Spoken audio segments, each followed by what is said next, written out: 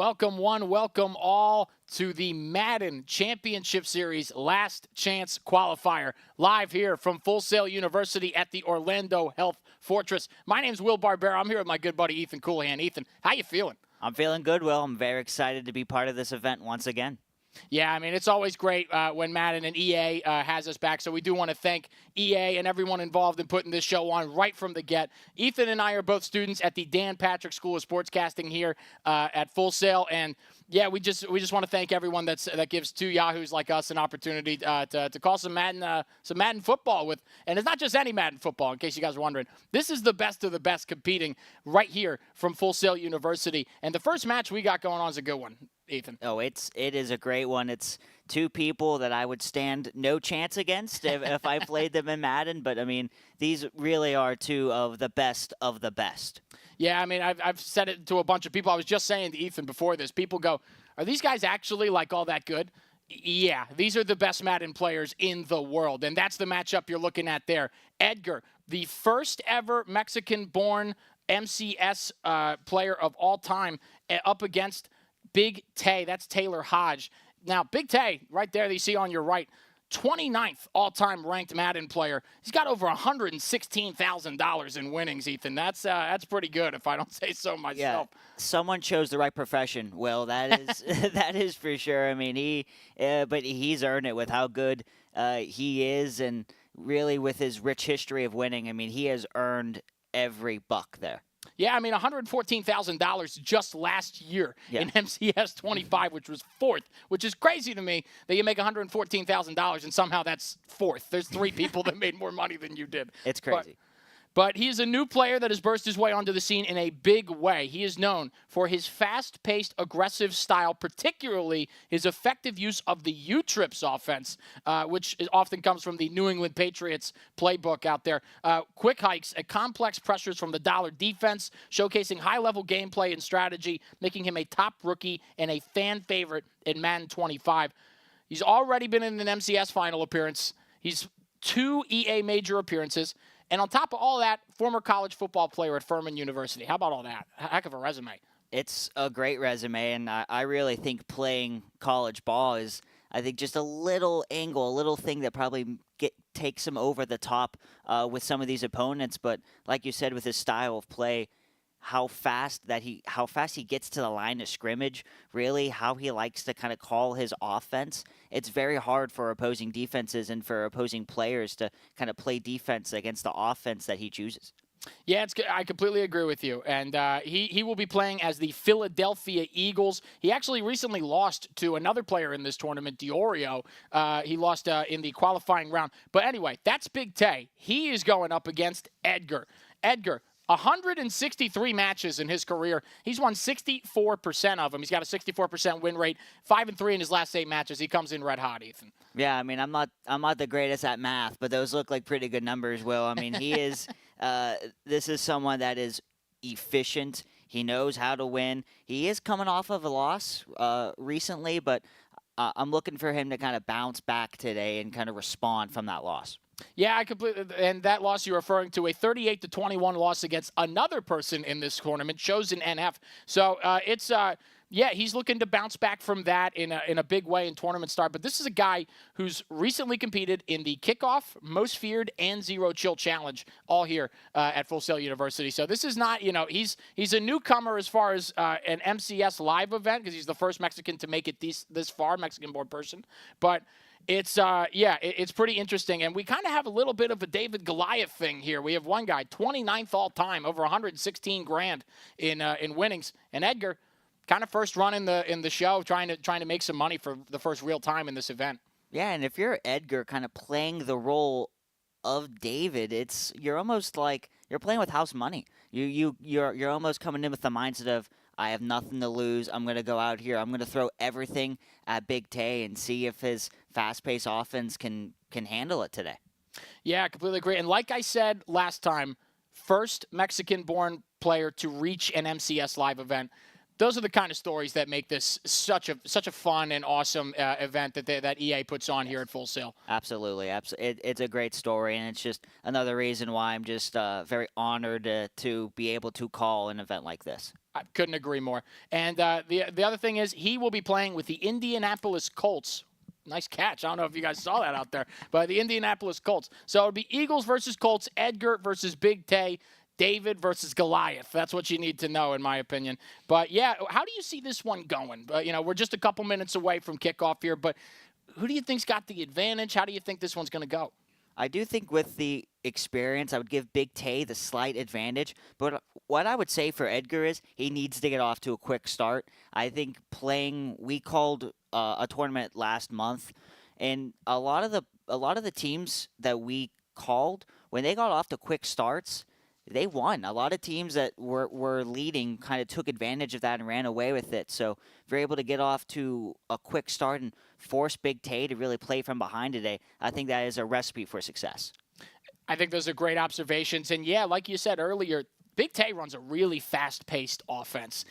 You got to make sure you're on your P's and Q's to stop this guy. So Edgar's really going to have to be on his A game in order to be able to – and it's going to be a battle of offenses. So he's either got to be able to keep up with the offensive production of this fast-paced Big Tay offense, or he's got to be able to make the adjustments necessary defensively to slow him down and keep this a close game to the very end, because it'd be something if he starts off this tournament with an upset like this over somebody as feared and as credible as Big Tay in this tournament. Yeah, it would be a great story already. It'd be a great way to start this tournament. I think also getting your big time defenders to kind of force pressure on the quarterback, because if that happens, that might force Big Tay to make some decisions that he will regret, right? Forcing it into a bad area, maybe bad accuracy, and that's where Edgar needs to take advantage of that and get some turnovers today.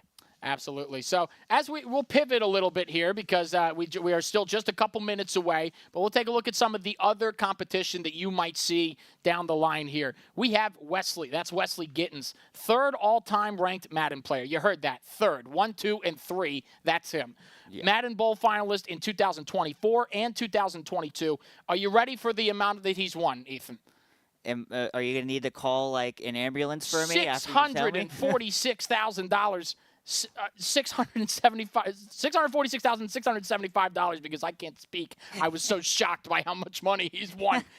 He's got a major belt from 2021, 4 MCS Final Four appearances, 15 all-time EA major appearances.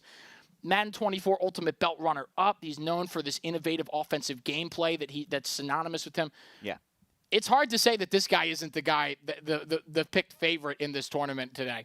I think he should be with all of his kind of the rich history that he has. I would say he's definitely the favorite, but I wouldn't say we got 8 of the best, we got 8 legit Madden players, and I think this is going to be a great tournament. Really. I completely agree. There's nobody's running away with this one, folks. No. All of these guys have a chance, and that's what makes the Madden Championship Series Last Chance Qualifier something you can't miss. It's can't miss TV, folks. I'm telling you. And by the way, Wesley, $3,000 already in 2026. What is it? Today's the 21st. 21 days into 2026, he's made $3,000. I haven't made $3 in 2026. So I'm impressed already. But $73,000 last year. He made $55K in the Madden Bowl. So this is not a guy to mess with. No. After him, Dwayne Wood, but you know him as Clef the God, 8th all-time ranked Madden player. He's made over $350,000, $353,750 in career earnings. He's got an ECS major belt, 4 MCS finals, 4 MCS Final Four appearances, 14 all-time EA major appearances. It just goes on and on. This is another guy. Like I said, you look at Wesley's resume and you go, oh, he's going to run away with the tournament. Next guy up, haven't even gotten. We've talked about 4 guys so far. This guy's already a big threat. Yeah, and a lot of these people kind of use like a very distinct style of offense, right? He's known for a strategic use of the West Coast offense bunch formation. So these guys kind of they find their own style very early on when they start playing Madden, and they just get better at it throughout the years, and that's how they get to this point when they're playing at just big tournaments like this. Yeah, I mean, this is how legends are made, is in tournaments like this. This guy, you know, for as good as he has lost 3 MCS finals back to back, and then he won his first belt in the Zero Chill Challenge, which was just a couple months ago. So obviously a big-time player in this one. He's already made over $1,000 in 2026, but he made $81,000 last year, 25 alone in the Madden Bowl. So again, big contender there. Yeah. And we're still just waiting a couple minutes, folks, before we get going with Big Tay versus Edgar. So don't go anywhere here on the B stream of the Last Chance Qualifier. Next up, Daniel Mycroft. That's D. Croft, 22nd all-time ranked Madden player. Madden Bowl 2020 runner-up. He lost 17-0 in a game where his opponents only used run plays. How disrespectful. Yeah, that has actually happened against me before, and I'm pretty sure I threw my controller. So mad about it. Yeah, that's a tough way to play a Madden game. Like, how do you even stop that, really? And I'm getting word that we're just a few minutes away still, so don't stay with us here. Don't go anywhere. We're just basically trying to let you know a little bit about some of these competitors in this tournament before we get going with the first match here on the B stream. Like I said, lost 17-0 in that game where his opponent only used run plays. $154,400 in career earnings to date. 1 title fight. He's got an MCS Final Four appearance, 7 all-time EA major appearances, and no money this year so far in 26. But he's got a heck of a. And we're getting ready here, folks. I'm sorry, I'm rambling over here, but that is Big Tay right there. There you see, 29th ranked Madden player of all time, over 116 grand in career earnings, and there's Edgar. First Mexican-born MCS player of all time here in this tournament. He's looking for the upset here in this one. Yeah, these are 2 guys that are looking locked in right now, Will, ready to go. I mean, we saw Big Tay there. He was kind of getting hype. He was listening to some music. So I expect this to be just a great game. And we are underway, folks, here from the Last Chance Qualifier. Deion Sanders on the kickoff, and he is forced out of bounds at the 24. And receiving the kick there was Edgar. Like we said, he is the Indianapolis Colts. Big Tay in the Philadelphia Eagles in the blackout uniforms. Love to see it. One of my favorite uniform combos in the NFL. Yeah, it's nice. It's very clean. I believe that is Caleb Williams in the pocket. He'll take the snap. Dropping back, looking, completion in the flat there, and that is Stephon Diggs out of bounds at the 31. Pick up of 8 on first down there, bringing up a 2nd down and 2. You will completely take those easy, quick, you would say, like gimme-like passes if you are Big Tay today. Just quick, right, play ahead of the sticks, and you'll be just fine. And there you see John Harbaugh is so I believe this is the Baltimore Ravens playbook, not yet the New York Giants playbook, even though Harbaugh just went over there after getting fired in Baltimore. So I believe that is the playbook that Edgar is using. Williams in the pistol. He's going to take a snap. Pressure coming, and he is sacked on a free blitz. And a huge defensive play early for Big Tay, as that was Curse who got through. Man, just bringing pressure. We talked about how that's how you're going to win this game today, is getting pressure to the quarterback, and just didn't seem like Edgar even saw him coming.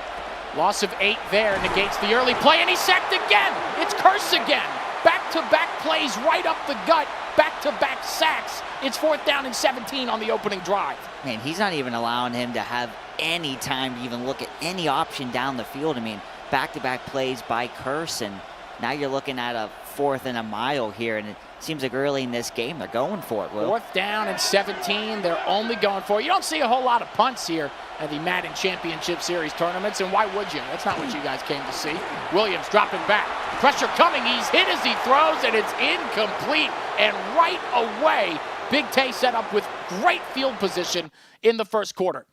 Yeah, I get that strategy. I think sometimes, though, maybe you do decide to punt and kind of play the field position game just because it is the first drive. But, man, that pressure that we saw Big Tay bring was just dangerous, and it was suffocating in that opening drive. Immediately. I mean, very rarely do you see a defensive front get out to that kind of start here in a tournament like this. But right out the gate, Big Tay getting in the face of Edgar, and now he has a chance to score. Purdy dropping back, firing over the middle, pass is caught, and Johnson outside.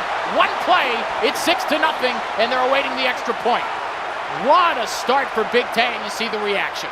That is how you respond, and that really shows why he is ranked very high as an all-time Madden player. Will, I mean, dominance defensively, and then immediately takes advantage of great field position.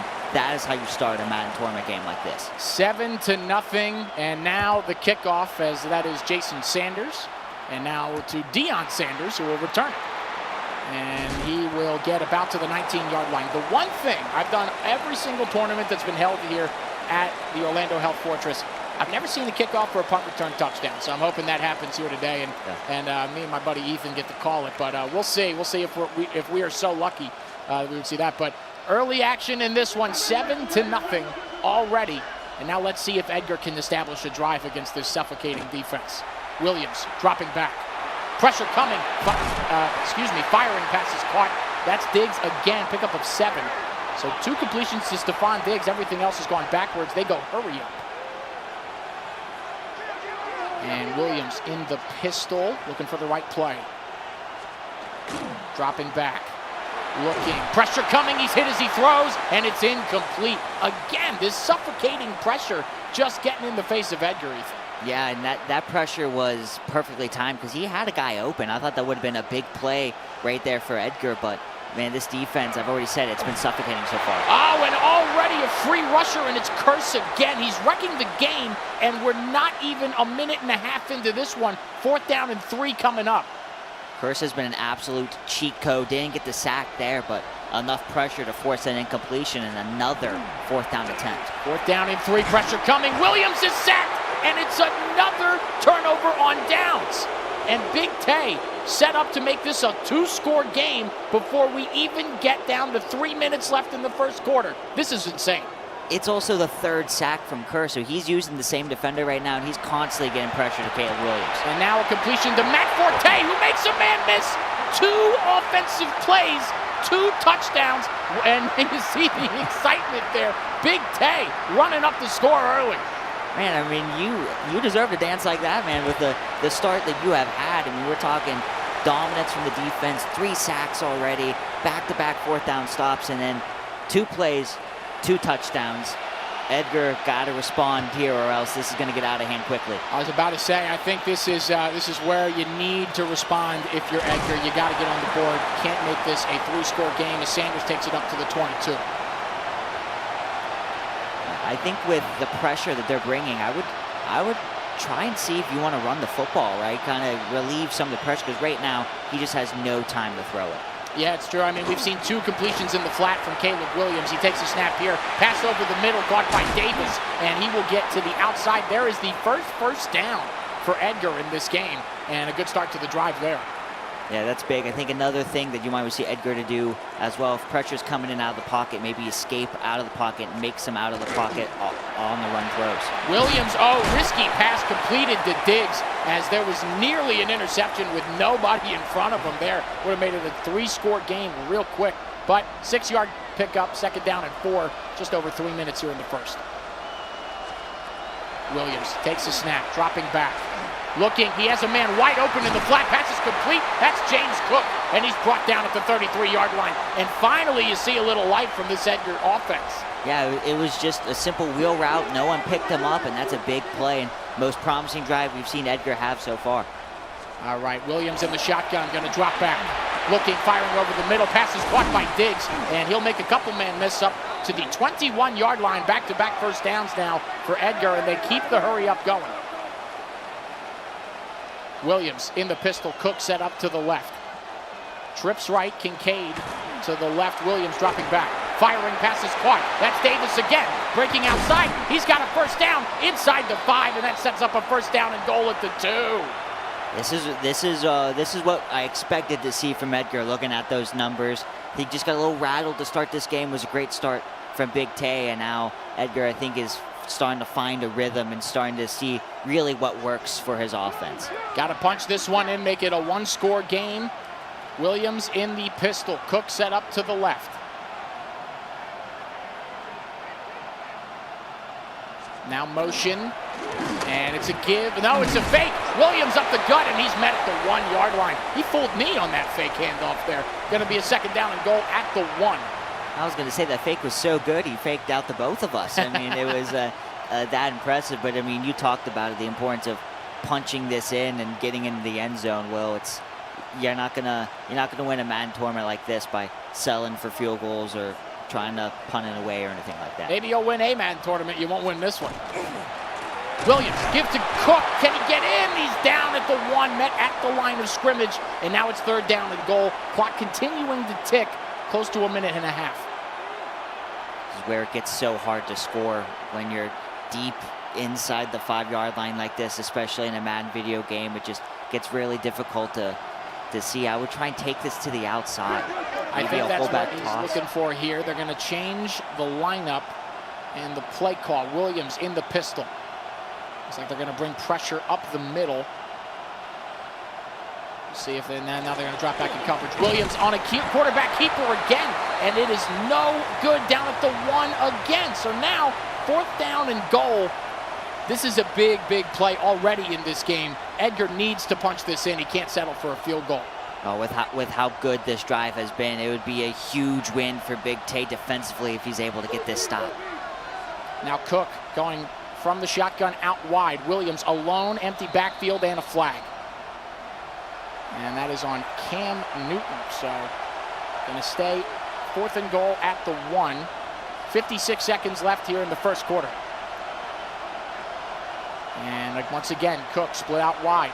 Williams, empty backfield. In the shotgun. Takes the snap. Dropping wide open and a touchdown. And there is that response, and there you see Edgar with the reaction, or lack thereof, rather, just a swig of water. But extra point will make this a one-score game. Ethan, what'd you see there? Yeah, that was a great response from Edgar, and it seemed like Big Tay was bringing pressure, so there was really no one back to really guard, to really pick up anyone, and it was just one of those throws where you got to get off quickly. He did that. Big-time touchdown right there. Well, here is Romo Dunze on the kickoff, and he is met. Big hit there at the 19-yard line. I believe that's Khalil Shakir who laid the wood. And first down and 10. 51 seconds left here in the first quarter. It's 14-7, Big Tay over Edgar. Brock Purdy in the shotgun. Big Tay looking to jump back out to that 2-score lead. Dropping back, pressure coming, firing over the middle, pass is caught. Smith. That's Steve Smith Sr. picking up 9 yards. Second down and 1 as the clock will continue to tick. Yeah, I mean, we've seen Big Tay already have 3 sacks defensively. This is where Edgar needs to start to kind of show what he can do on the defensive side as well. I completely agree. Purdy going to drop back. Firing, he has a man, pass is caught. There's Dalton Kincaid up to the 44-yard line and another first down. Yeah, just an easy money throws, accurate too, hit him right in the money. And right now, we've seen a lot of accurate throws from Big Tay. He's feeling himself offensively. And that will be the end of the first quarter. So 14-7, Big Tay leads it over Edgar as we go to the second quarter. Whole lot of action already in this one. Whole bunch of sacks, 2 plays, 2 touchdowns from Big Tay, and now establishing the drive, and then also a great response from Edgar on that last drive as well. Yeah, this has it was an action-packed first quarter, and I expect it to be another action-packed, just insane final 3 quarters of this game. Start of the second quarter, Purdy in the shotgun. He'll take the snap. Firing in the flat, pass is caught. There is Steve Smith Sr. He gets up to the 48-yard line, about second down and 6. Right now, Edgar just hasn't been able to get pressure. It's been really all completions right now for Brock Purdy, just because Big Tay's having a lot of time in the pocket. Purdy firing there, Smith again, and he'll pick up a first down, able to make a man miss, close to the 40 at the 41-yard line. Steve Smith Sr. getting active here for Big Tay. Yeah, and we're seeing just a lot of quick throws too. So the reason why Edgar's not being able to get pressure on Brock Purdy is just because it's a lot of just quick throws getting out in the open. Purdy with another quick throw here, right on cue. Steve Smith Sr. diving to pick up that 6 yards. Second down and 4. Steve Smith Sr. really wanted that 6-yard gain.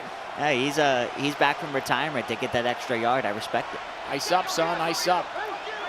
Brock Purdy taking the snap in the shotgun, dropping back.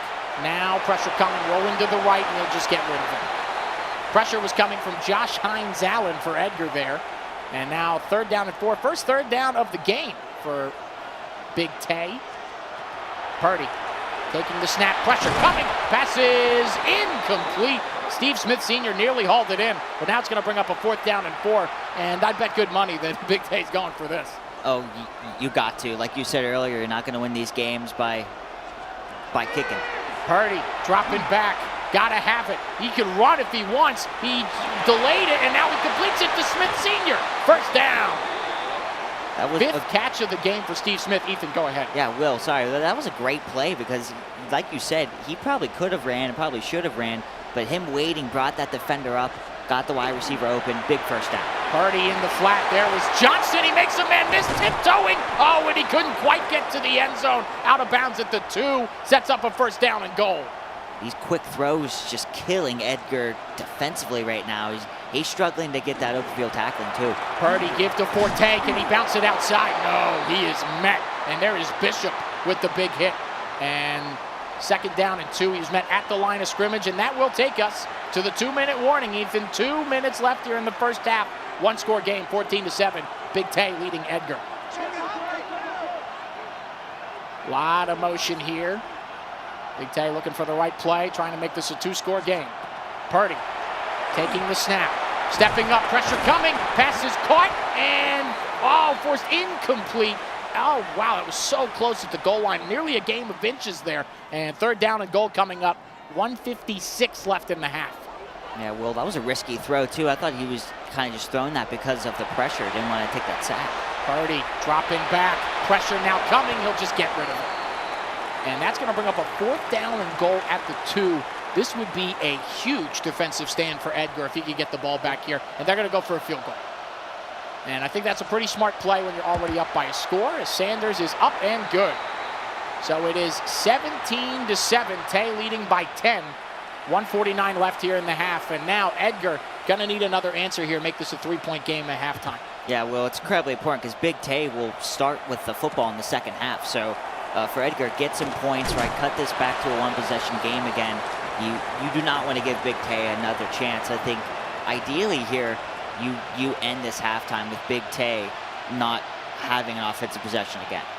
I completely agree, as that was Deion Sanders up to the 25 there for Edgar, so that is where Caleb Williams will try to start to lead this drive, make this a 3-point game. And like Ethan said, hopefully Big Tay does not get another chance. Pressure coming, firing over the middle. Pass is caught. Kincaid fighting forward. Oh my goodness. Dalton Kincaid, Stonewall Jackson more like. My goodness. Muscling for it. I mean, there was 4 defenders. Go and bring him down, but how about in the face of pressure, big completion? Yeah, puts him up at the 44-yard line. Williams taking the snap, pressure coming, and he'll just throw it into the dirt. Incomplete, will bring up a 2nd down and 10. Pressure just came home free there, unblocked nearly. Yeah. Williams in the pistol, takes the snap. Fake to Cook, complete to the outside to Diggs. Can he? Oh, he stepped out of bounds. He had nothing but green grass in front of him. It would have been 6. But instead, it's just a 1st down up to the 37-yard line. Me and Ethan can't believe it here in the booth. That RPO is such a good play call, though, and got him wide open. And it stopped the clock, but like you said, clear grass. And completion in the flat to Cook. He'll get out of bounds, brought down. Pickup of 6 to the 31. Clock stopped after the completion there, so 1:13 for Edgar to work. Williams taking the snap, firing, passes caught. There's Diggs again. He's been the money man for Edgar so far in this one, and that will take him. And now the first timeout used by Big Tay. 1:07 left here. Yeah, it's a smart timeout, Will. I think he sees this as an opportunity to get the ball back and extend his lead before halftime with him getting the football. I see it the same way you do, is there's a completion to Diggs, and he'll get very close to a 1st down. I believe he will. Yeah, 1st and goal. 2nd timeout now for Big Tay with 1:03 left. So I agree. These are smart timeouts for Big Tay because he's definitely thinking, hey, if he scores here and makes this a 3-point game, I got to at least try and get back in field goal range with a little bit of time that I have left before that. Yeah, and he probably sees it as he hasn't been able to stop my offense yet. So if he gets the ball back, he sees that as a golden opportunity. Now a give to Cook. Oh, oh my goodness, what is going on in this game? It seems like he's got, that's the second play where James Cook has had, or excuse me, where somebody on Edgar's team has had green grass in front of him, and just a little bit of a hesitation leads to a loss. Williams give to Cook again, and he is met as soon as he got the ball. And who else? Curse gets through again. He's been unstoppable. Yeah, he's having a Hall of Fame game. I think if he retired after this game, I would maybe just give him a gold jacket now. But that's just a delayed handoff, and Curse immediately got in the backfield. And I like this decision from Edgar to allow the play clock to completely go down, really not giving Big Tay another opportunity to get back on offense. Yeah, I completely agree. He's going to take his first timeout. 28 seconds to go. It's 3rd down and goal from the 6-yard line. Touchdown here, make it a 3-point game as we go to halftime. And we are just waiting for a play call. So here we go. 3rd down and goal. Lot of motion at the line. Williams in the pistol. Cook set up to the right. Trips receivers to the left. Kincaid only receiver set to the right. Williams going to take the snap, dropping back. He's got all day. Now pressure coming, firing across the defense, and it is incomplete. Nearly a cardinal sin as he threw back across his body into the teeth of the defense. Sets up a 4th down and goal, and Big Tay not happy he didn't pick that one. He knows that was a missed opportunity right there, as the kick is good, but he knows like that is a no-no to throw it across your body like that. But important from Edgar to make this a 1-possession game. 17-10, 20 seconds to go till half. Edgar just going to try and play some prevent defense, make sure Big Tay can't kick a field goal or do anything, make this a 2-possession game again. And then we will go to halftime. We'll do a little recap, and then we'll be back for what I'm sure will be a super exciting second half, because that's all you get here at the Last Chance Qualifier. Purdy dropping back, gonna roll. Now pressure coming. He'll just get rid of it. Smart decision there, as there was a free blitzer for Edgar, and it's going to be 14 seconds, 2nd down and 10 from the 20-yard line. Motion here for Big Tay. Purdy in the shotgun. He takes the snap. Firing out to the flat. There is Kincaid, and he's out of bounds after a pickup of 9 to the 29. 3rd down and 1 with 11 left. You just got to make sure that you can get pressure, but more importantly, get open field tackling. You cannot allow another. Purdy to Steve Smith. He's got a 1st down, and he kept running for a lot longer than I thought he would. But I believe that will be the final play of the half, and it will. So we go to halftime, 17-10. Big Tay leading Edgar in what was a really action-packed first half, Ethan. I mean, we saw a bunch of sacks, a couple 4th down turnovers, and then 2 plays that led to 2 touchdowns, just because of the great defensive field position that Big Tay was able to get against Edgar. And then Edgar with a great response. Yeah, I thought this game was going to get really out of hand, but give Edgar a whole lot of credit for him to kind of play back into the second quarter and make this a 7-point game. That was big time from Edgar, and I think it's important, right? Who's going to start to kind of make turnovers? We haven't seen a turnover yet. Who is going to kind of be that guy that turns over the football and gives the opposing team a golden opportunity? Yeah, and one thing that I think Edgar really needs to focus in on, if it's not on Curse, it's on whoever Big Tay is using at the line of scrimmage. Because obviously Curse has been the favorite to this point, and that's why he's just wreaked havoc on this game, or at least on this first half, as there you see Big Tay. But if it's not Curse and it's somebody else, if it's Hines Allen, anybody else on the defensive front, or they're in that front 7 for Big Tay, they are going to have to. Edgar is really going to have to make sure that person is accounted for, because you can't just keep letting Curse hurt you on key downs the way that he has so far through this half. Yeah, I think quick throws, we're talking RPOs, maybe we're talking slants, and it seemed like the possession where Edgar scored his touchdown, it was a lot of just quick throws over the middle, whether it was slants. He did use an RPO that worked out really well to, I believe, Stephon Diggs. So, like, those type of plays doesn't allow the pressure to get to the quarterback, and I think that is a recipe for success for him. Yeah, 100%. And and also for Edgar on the defensive front, you need to get in to Brock Purdy's face a little bit. I think that's what's really worked for Big Tay, is he's sending the house. He's dialing up blitzes. He's he's using defensive linemen to get into the backfield himself. Edgar's got to take a little page out of his book. Get in the backfield. Make Big Tay uncomfortable with Brock Purdy or with Matt Forte. Anybody that's in the backfield, you got to be there, and you got to make sure to set the edge because Purdy's mobile too. That's one of the things we really saw, not just this year, but all throughout his career. He gets to dancing, and he's really hard to take down. He's very, very elusive in the pocket. So I think Big Tay going to have to start using a little bit more of that. And Edgar, try and set that edge. Make sure that that's not going to, make sure that he can't utilize that aspect of Brock Purdy in the second half. Yeah, I 100% agree with you, Will. I think Edgar needs to be more aggressive with how he's calling his defense. Really got to get more pressure on Brock Purdy and got to find ways to get stops because at times it's kind of just looked almost easy for Big Tay to kind of score and move the ball down the field. And I'm hearing that we are just about ready to send this one into the second half. So we are just waiting for the gameplay to start. And here we go. So 17-10, start of the second half here. Last Chance Qualifier, Madden Championship Series, Stream B. That's where you are. Let's get going. Brock Purdy going to fire over the middle on the first play. He's got Johnson. Can he break it? Down the sideline. 20, 15, 10, 5. First play, and he slowed up at the end. And there you see the reaction. Oh, my goodness. What a start out of the half.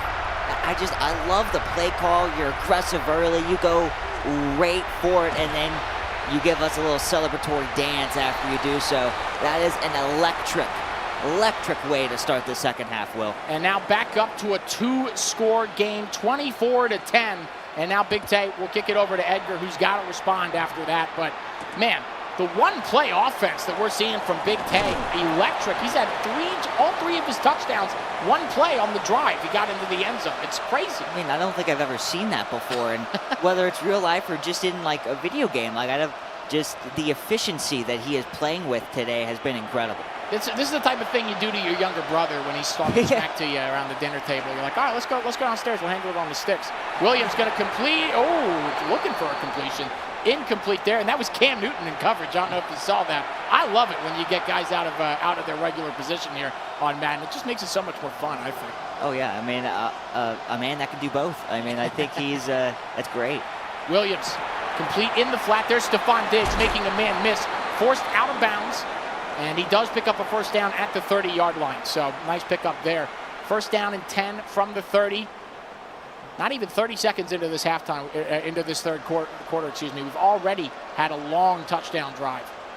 As Williams in the pistol. Cook now going to split out wide. Empty backfield for Williams. He'll take the snap. Dropping back, pressure coming, firing. There's Cook over the middle, able to jump over a man. He hurdled Tremaine Edmonds there, number 49 for Big Tay, and did pick up the first down, a 12-yard pickup to the 42. Well, we're seeing a little bit of everything today. It's been an action-packed start here. Right you are, as there's a completion to Cook and a big hit there. Only a pickup of 6, brings up second down and 4 to the 48-yard line. This is a promising start, though, for Edgar. Another solid drive, and just got to capitalize. Had to settle for a field goal late in the first half. Got to find a way to punch this into the end zone. Williams in the pistol. Cook set up to the right. He'll take the snap. Dropping back. Pressure coming again. Firing passes caught. And there's Stephon Diggs. He is the money man for Edgar so far in this one. Eventually they'll come up with a graphic of how many receiving yards he's got. But he's got to have close to 10 receptions already. It's impressive to see how open he gets. And, we'll be watching him this weekend as the Patriots take on the Broncos. And wide open is Kincaid up the middle. Can he get there? And he's blocked from behind. Bishop able to track him down. And I was too busy talking about real football. I missed the action. What a play. That was an RPO. Well, something I talked about Edgar needing to do to break that pressure, and worked wonders there. Williams dropping back. First down and goal. Pressure now coming. Rolling. They'll just get rid of it. Smart play there. Sets up a second down and goal at the 3-yard line. And he's got to punch this in, make this a one-score game once more. As there you have, I believe that's Nico Collins going from left to right. Williams in the pistol, taking the snap, dropping back, looking, firing. Oh, he had Cook, and a big hit charged the football loose. Cam Newton with a big hit in the secondary. I love saying stuff like that. I So feel like out of Cam the Newton would ordinary. actually be a good defender, too, with his build and everything. Oh, but my God, he's huge, yeah. All right, 3rd down and goal from the 3. Edgar trying to make it a one-score game. Cook now splitting out to the wide. Williams, empty backfield. Gonna take the snap, drop back. Got all day, and now pressure coming, and he will be sacked. Josh Hines Allen gets home, and now a 4th down and goal coming up. And we'll see what Edgar decides to do here from the 11-yard line. he had Gabe Davis, who was triangle there. He had him open, and I thought if he lasered it in there, and especially if it was accurate, I think that would have been a touchdown. And I don't know if he just didn't see him. I don't know if he saw a defender looming there. That was a risky throw, but it's a missed opportunity for Edgar and another huge sack for Big Tay's defense. So Big Tay using his first timeout there. 4th down and goal, and they are going to go for it.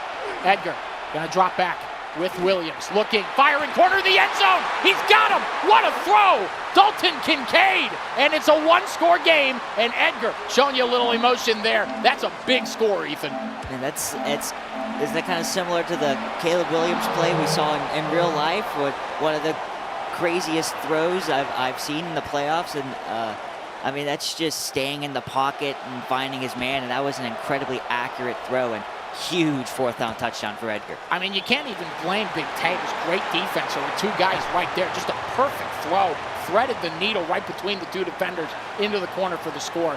24-17 in this one. And, yeah, man, I thought how things change, Ethan. I thought that Big Tay was going to run away with this when he jumped out to a 14-0 lead. Is now a give to Forte. He's got men in front. Oh, he tried to get too fancy with it, Ethan. He had nothing but green grass if he just hit the hole, but he tried to make a man miss. And it is a 1st down, but 1st down and 10 from the 33. Purdy going to drop back. Pressure coming. He's hit as he throws. Incomplete. And, oh, man. He just got that off. But this is where we need to start to see Edgar, like I said in our little halftime show, needs to be more aggressive. Got to get some pressure there on Purdy. 2nd down and 10 from the 33-yard line. Purdy going to drop back. Now pressure coming again. Pass is complete to Forte. He makes a man miss. He has a 1st down. Brought down at the 47-yard line. And that was Bishop on the tackle. So big completion there. So they are knocking on the door of being in Edgar territory. Purdy in the shotgun, going to take the snap. Roll to his right. Pressure coming. He's going to run, and he's going to be forced out of bounds by Hines Allen. Only picked up a yard there. Going to be a 2nd down and 9. It's a smart play, though, right? He could have made square, might have been open right there over the middle for a slant, but that would have been a risky throw, throwing it across your body. So smart play, even though it's just a pressure coming. Purdy hit as he throws. I'm sorry to interrupt you, Ethan, but man, these linebackers and defensive linemen just making it hard for us to analyze what's going on here in this one. Yeah, I mean, serious pressure. Purdy gonna drop back. He's got a man open. It's Deion Sanders. Oh, and a big hit from behind after bouncing off a tackle. And a huge 1st down there, Ethan, up to the 32. Yeah, and it's just been it's frustrating for Edgar. You're getting Big Tay in a lot of these 3rd down situations. Just has not been able to get any of these stops yet. Purdy dropping back. He's got a man there. Kincaid reached behind him with one hand. Oh my goodness, what a catch! 1st down and goal at the 8-yard line. Big Tay, he's every time we put this guy needs a camera on him 24/7. He's giving us just amazing emotions coming out of him, and he's knocking on the door here, trying to retake that 2-possession lead. Purdy to give to Forte, and boy, was he ever mad. And there's Curse for Edgar in the backfield. Yeah, Javon Curse, the freak, getting home there, and that is the end of the 3rd quarter. 24-17. Big Tay leading Edgar as we head to the 4th. And Ethan, I mean, like I said earlier, and I got interrupted a little bit, but I didn't think this was going to be a one-score game after that 1st quarter we saw. It was all Big Tay. And we'll see how Edgar responds here. Big Tay knocking on the door.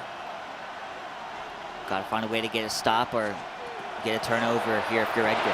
Firing, and there's Forte, and it is complete, but a big hit there by Edmonds. 3rd down and goal at the 8-yard line. And these would be 2 big stops here for Edgar if he's able to stop him. Purdy going to drop back. Firing, he has Kincaid, and a walk-in touchdown. And Big Tay, man, he is just he's having fun with it over there, man. This is fun to watch. Fun offense to watch. And we told you before the game, he's known for this fast-paced, aggressive style with the U-Trips offense, and he's showing you right now. 31-17 is the lead. Yeah, he's just been incredibly difficult to stop today because he's just doing a little bit of everything, right? He's hitting his check downs, but then he's being aggressive, throwing it down the field. We've seen him give Matt Forte a couple touches too and have a couple big run plays. So it's been incredibly balanced today. Just really hard for Edgar to kind of figure out how to stop it, really. Yeah. Deion Sanders up to the 23 on the return. So Edgar, really, for Edgar, you got to march down the field and you got to get a score here. And then you're going to have to force a takeaway of some kind or just get the ball back without he just can't. When you're playing from behind in Madden like this, you need a takeaway to kind of even the playing field a little bit. So Edgar going to have to figure something out defensively. But before that, he's got to get a score here and make this a one-score game once again.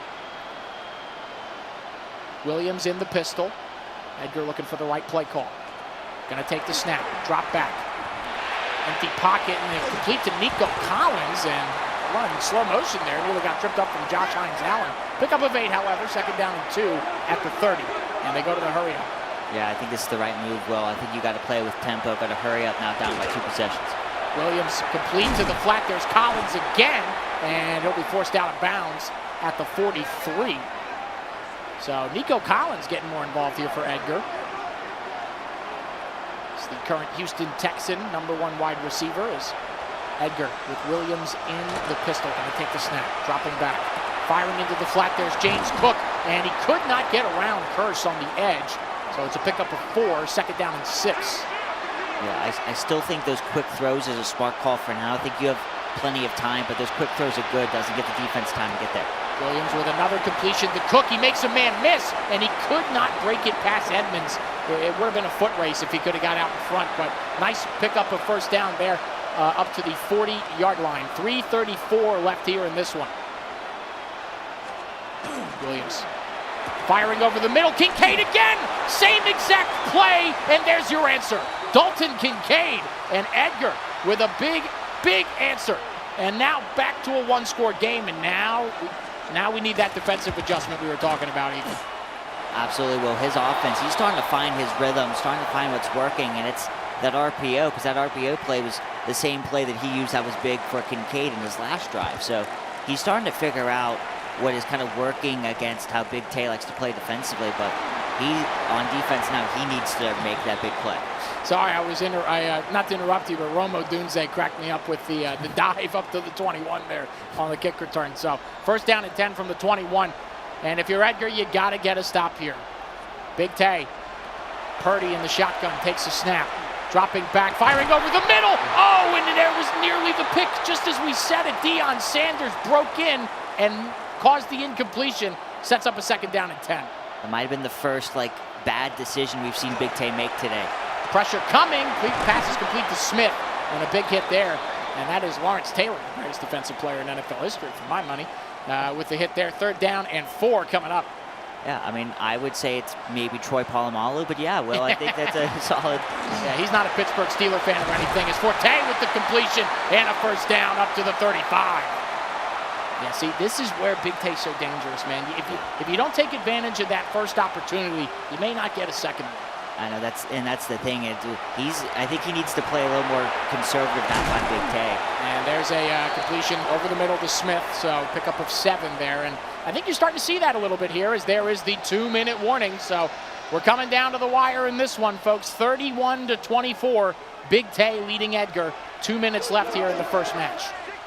Yeah, with having the 7-point lead, you don't need to take those big shots, start running the ball, start doing those quick, high percentage passes. Pressure coming, and there is Forte over the middle. And that is a first down and a timeout, or excuse me, no timeout. It looked like the clock had stopped for a sec, but it'll wind down. So 1:35 remaining here. First down and 10. And there's a give to Forte again, up the gut, brought down from behind. And that was Cam Newton on the tackle. Pickup of 9, second down and 1. Yeah, a little surprised we didn't see Edgar use his first timeout on that play. He might he might wait until after this play to use it, but he still has all 3 left. Play clock winding down here. Purdy will take the snap, give to Forte, bouncing it outside. He cannot get through, and he is brought down, and there is the first timeout of Edgar. So 3rd down and 2, and 55 seconds remaining in this one. You got to get a stop here. Absolutely. Purdy in the shotgun, gonna take the snap, firing, and there is Forte up to inside the 25 at the 22, and that might be the ball game. Unfortunately, clock will continue to wind down, but just 40 seconds remaining in this one, and Big Tay just perfect game plan, and there we will see the victory formation. So Big Tay gonna beat out Edgar 31-24. The final will be in this one. And just a great overall matchup between 2 of the best players in this tournament. And there you see Big Tay, calm, cool, and collected after the victory. And there you see a little reaction from him. But yeah, just a really impressive performance by him. And you see why he's had so much success in his career. His offense was so hard to stop. I mean, we talked about him having 3 touchdowns today that were just one-play drives. It was just really just highly efficient. And it was just, I look at this game as Edgar kind of playing from behind early, right? Giving Big Tay 2 really quick and easy kind of field positions where it just kind of hurt Edgar. And when you're playing against a great player in a game like Madden, you can never play from behind. And that's what Edgar had to do for the entire game. And he just wasn't able to get that defensive stop that he needed. Yeah, I mean, an admirable effort by Edgar. I mean, like we said, it really did seem like it was going to get ugly there in that first quarter after 2 4th down turnovers, and then like we said, the first 2 one-play scores from Big Tay. But credit to him. He fought his way back in it. He made it a 1-score game. Just like you said, he couldn't get that defensive stop that he really needed to kind of level the playing field. So, but big shout out to Edgar. Great story, and still so much success. You got to be the best of the best to be in this tournament, and that is what he is. He's definitely, he belonged here. So big shout out to Edgar in this one. But Big Tay just a little too much in terms of that first match. So we are just waiting word to see who the next match will be, and we also will have our good buddy Max Mesman joining the stream for the second match, which will be going on here in just a few minutes. But we are just waiting word on who the next up will be. And we are getting ready for, we also will have a commercial coming up here in just a sec for this great place that we call home, Full Sail University. Absolutely. It's the best in the business for a reason. So that'll, let's take a look here.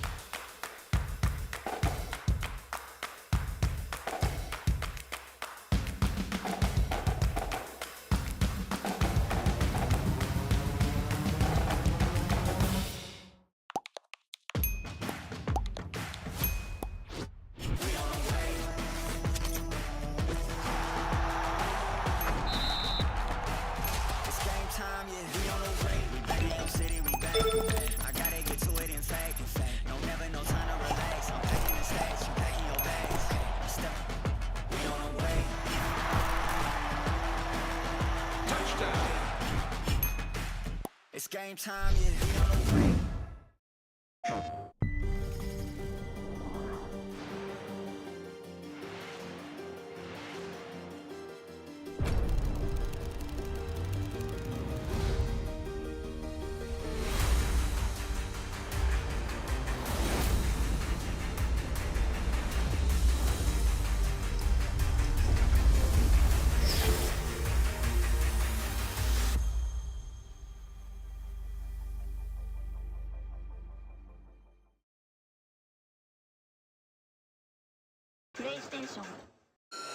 Full Sail University is proud to host this year's Madden Championship Series on our campus.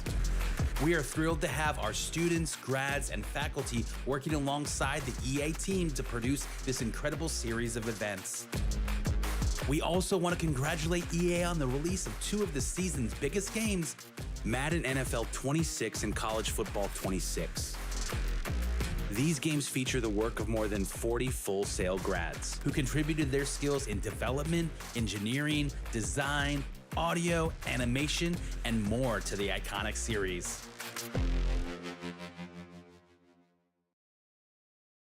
I got dubs in the column, I might as well add them. This like a vacation, like Cala of gases. You cross like a T and you next, that's in order. You jump or you cook, and I'm placing my order on grease. Fry cook, run another skull, so white, look, ayy. We can do this blind, no one to Stevie. Where I bring the storm, catch wind too breezy. You should know the rain been too long, the flakes is too strong. I'm for it in game, but I first it's in game. We don't want fake or no plastic back chain. We need the real go and the record 12-0 and all team winning, yeah, all team winning.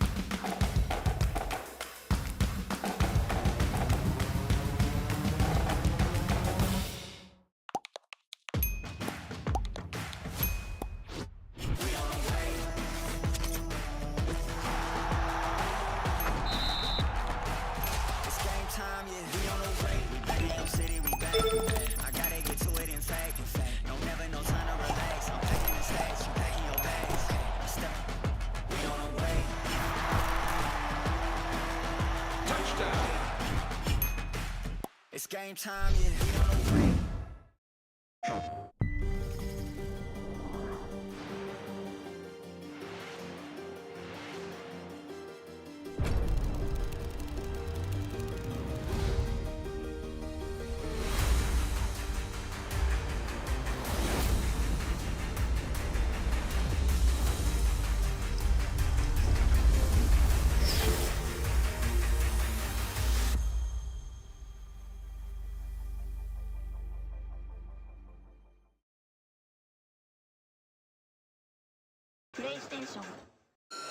Full Sail University is proud to host this year's Madden Championship Series on our campus. We are thrilled to have our students, grads, and faculty working alongside the EA team to produce this incredible series of events. We also want to congratulate EA on the release of two of the season's biggest games, Madden NFL 26 and College Football 26. These games feature the work of more than 40 Full Sail grads who contributed their skills in development, engineering, design, audio, animation, and more to the iconic series.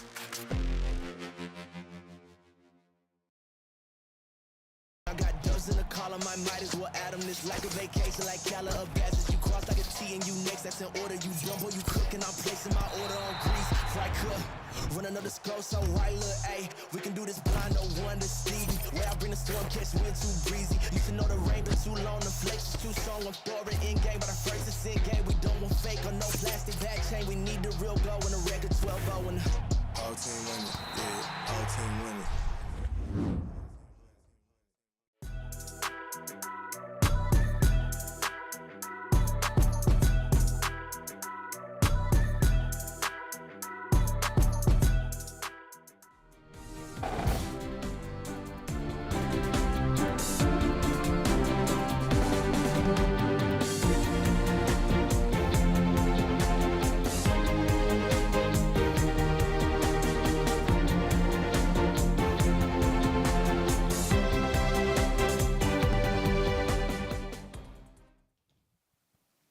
Hello, ladies and gentlemen, and welcome back into the Madden 26 Last Chance Qualifier. And no, you are not hallucinating right now. This is a different person right here. I'm Max Mesman, and Will Barbera will be now downstairs on the other stream, but it's still Ethan Coulahan along with us today, and we are getting ready for our final quarterfinal matchup between Diorio and Chosen. And Ethan, calling that first game between Big Tay and Edgar, what have you seen so far from this event tonight that has really impressed you and caught your eye? That was an electric first game, Max. I know you watched it as well. I mean, I think how both players were able to kind of navigate each other's defenses and really have efficient offensive play was just really impressive to me. And I look at the same thing with these two here. I think this should be an incredibly close game. I expect another high-scoring game, too, just like the last one was. I couldn't agree more, Ethan. I mean, going into this one, I feel like with the last game, you know, Big Tay being a nationally ranked, 29th ranked player in Madden versus Edgar, kind of an unknown coming in.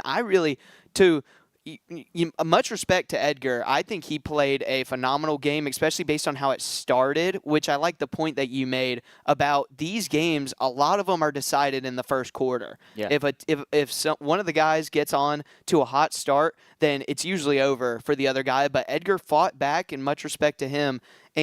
But coming into this one with Diorio and Chosen, you know, both of these guys are a little bit like Edgar, a little bit unknown in this Madden sphere.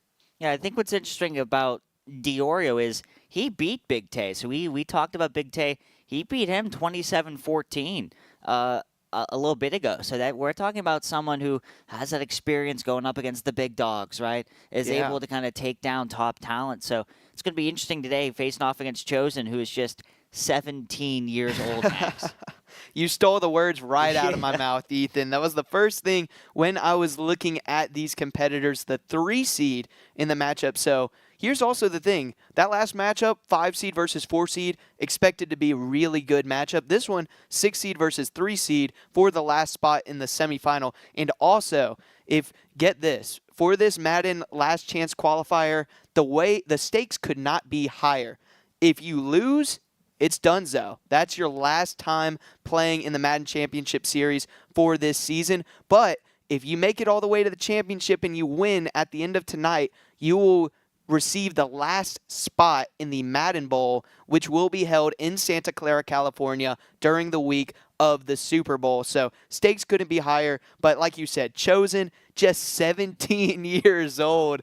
I mean, I'm 20, but I feel 17 years old sometimes. And as somebody that had class up until 5 p.m. right before this event, I can relate to the hustle, brother. And had to get the week of school off to be here. I mean, much respect to the teachers for understanding that he's got to make this bread. Yeah, I mean, if that's not maybe like the coolest excuse to miss school, I don't know what is. Like to go to Orlando, Florida and play in a Madden tournament, like against the best of the best, it doesn't get much better than that. Absolutely, couldn't agree more. But then on the other side, like you said, Diorio is very experienced as we are about to get ready to go here with the gameplay coming up as we see the kickoff right there from Chosen, the home team. And it will be Diorio that starts off with the ball, playing with the Atlanta Falcons. 172 matches under his belt and a 63% win rate. He has won his last 7 matchups, so he's kind of on fire. Yeah, I was going to say, Max, he's coming into this game hot, and I'm going to be very interested to see, right? I talked about this the first game. You also kind of hinted at it. It's all about how you get off to these quick starts and how you're going to be able to really kind of play ahead today.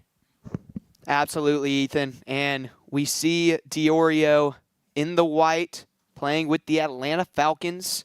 Me as a Saints fan, that's also known as the Dirty Birds, but no bias here. Absolutely. Starting with Caleb Williams in the backfield, using James Cook up the left side, gets about 5 yards on the first play of the game. I think what's interesting, Max, last game I called, we rarely saw a lot of run plays. It was basically all through the air, and first play this one on the ground.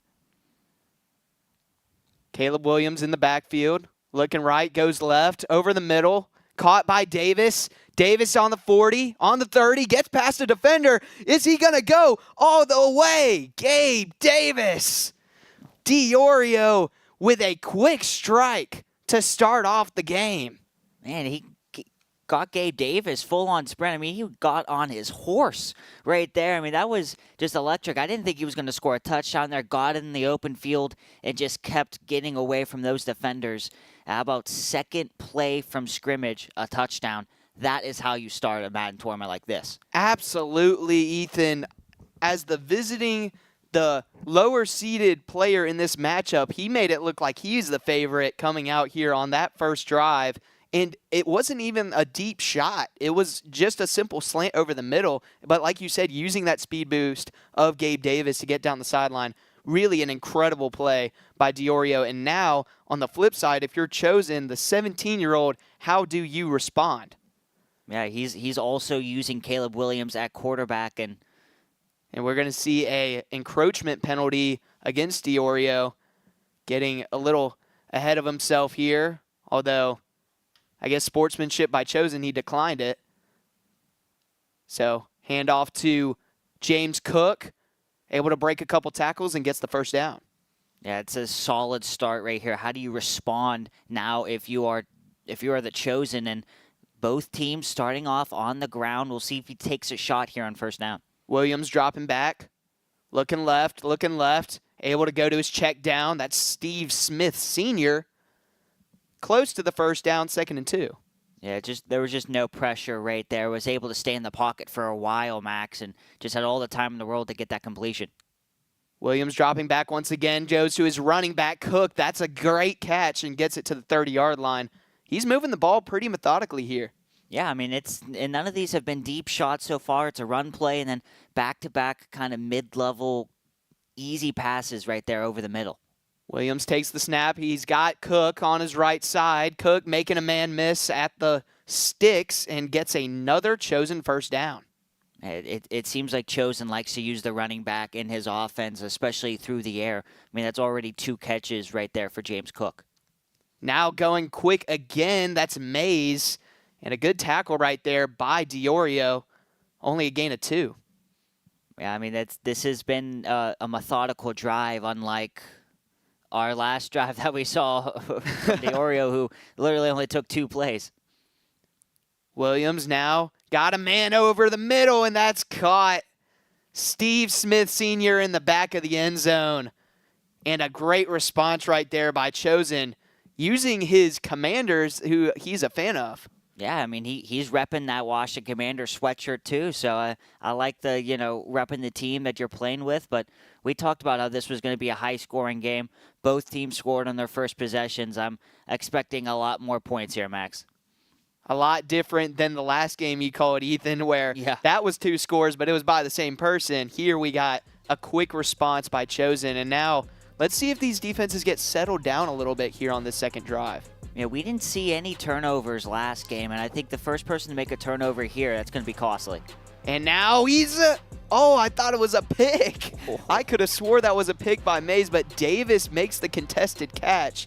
Amazing play by Diorio down the left sideline. It's a heck of a catch. I thought I just pulled a Tony Romo, like predicting what was going to happen before it happened. Now Williams looking around. He's able to, nice bat down right there by Chosen on the defensive side of the ball. 2nd and 10. Yeah, it was great defense. No one open down the field right there. We haven't seen either team be able to get pressure on the quarterback. Williams rolling out to his right, chucks it left, able to find Johnson over the middle, and he's going to be stopped just short of the first down. And going hurry up here, 3rd and 1. Trying to find the right play call here. 2 out to the right.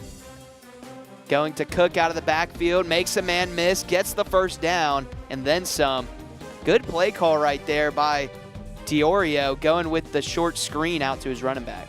Yeah, and he does a good job right after that catch to get a couple more yards right there. And another methodical drive this time from Diorio, who really just took 2 plays last time. Williams, quick shot to the left, caught by Johnson. It's going to be a gain of 4. Like you said, both of these guys being really methodical on offense. Very big changeup from Big Tay and Edgar, who are more fast-paced. Yeah, exactly. Williams dropping way back, and a nice contested catch. No, it's incomplete right there. That's Stevenson on the breakup, and now a big 3rd and 6 here. Yeah, both teams right now are kind of willing to kind of really just take it slow. Quick passes over the middle. Going across his body, and a nice catch on the sideline to get the first down. Diorio, calm, cool, and collected right now. Yeah, and that's a risky throw. Kind of throwing it across your body, too. It's a long one, but able to get it really accurate and get that first down. Williams going out to his right, now back left, able to get it to Kincaid, and it's incomplete. Nice job of getting the hit by Chosen right there on the back end to stop the big gain. 2nd and 10. Williams going wide open. James Cook front flip into the end zone. I mean, he could have sat there, watched some TV, and he still would have caught the touchdown. Yeah, it was a simple wheel route, and no one picks him up. It's just one of those, I'm not sure if maybe that was a guy that Chosen had, and he kind of lost him. I'm not sure if it was just a great play call, but yeah, it was just a wildcat, and no one picked him up, and that is a big-time touchdown. He's now 2 for 2 in his drive, and it's just looking easy right now for him.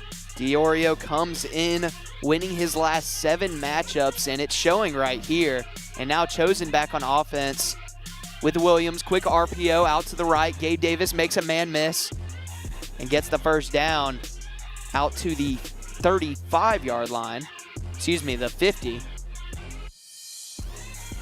And if you're Chosen here, the way this is going, it seems like every drive you got to score. James Cook running it to the left there, gets a gain of 3, and he's going quick.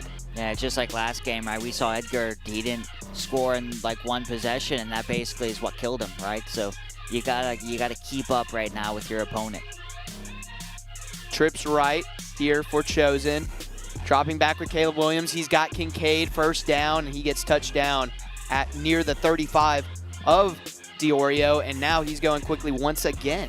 Yeah, Max, I like this decision to play with the tempo. I feel like it's going to be easier to kind of dissect this defense.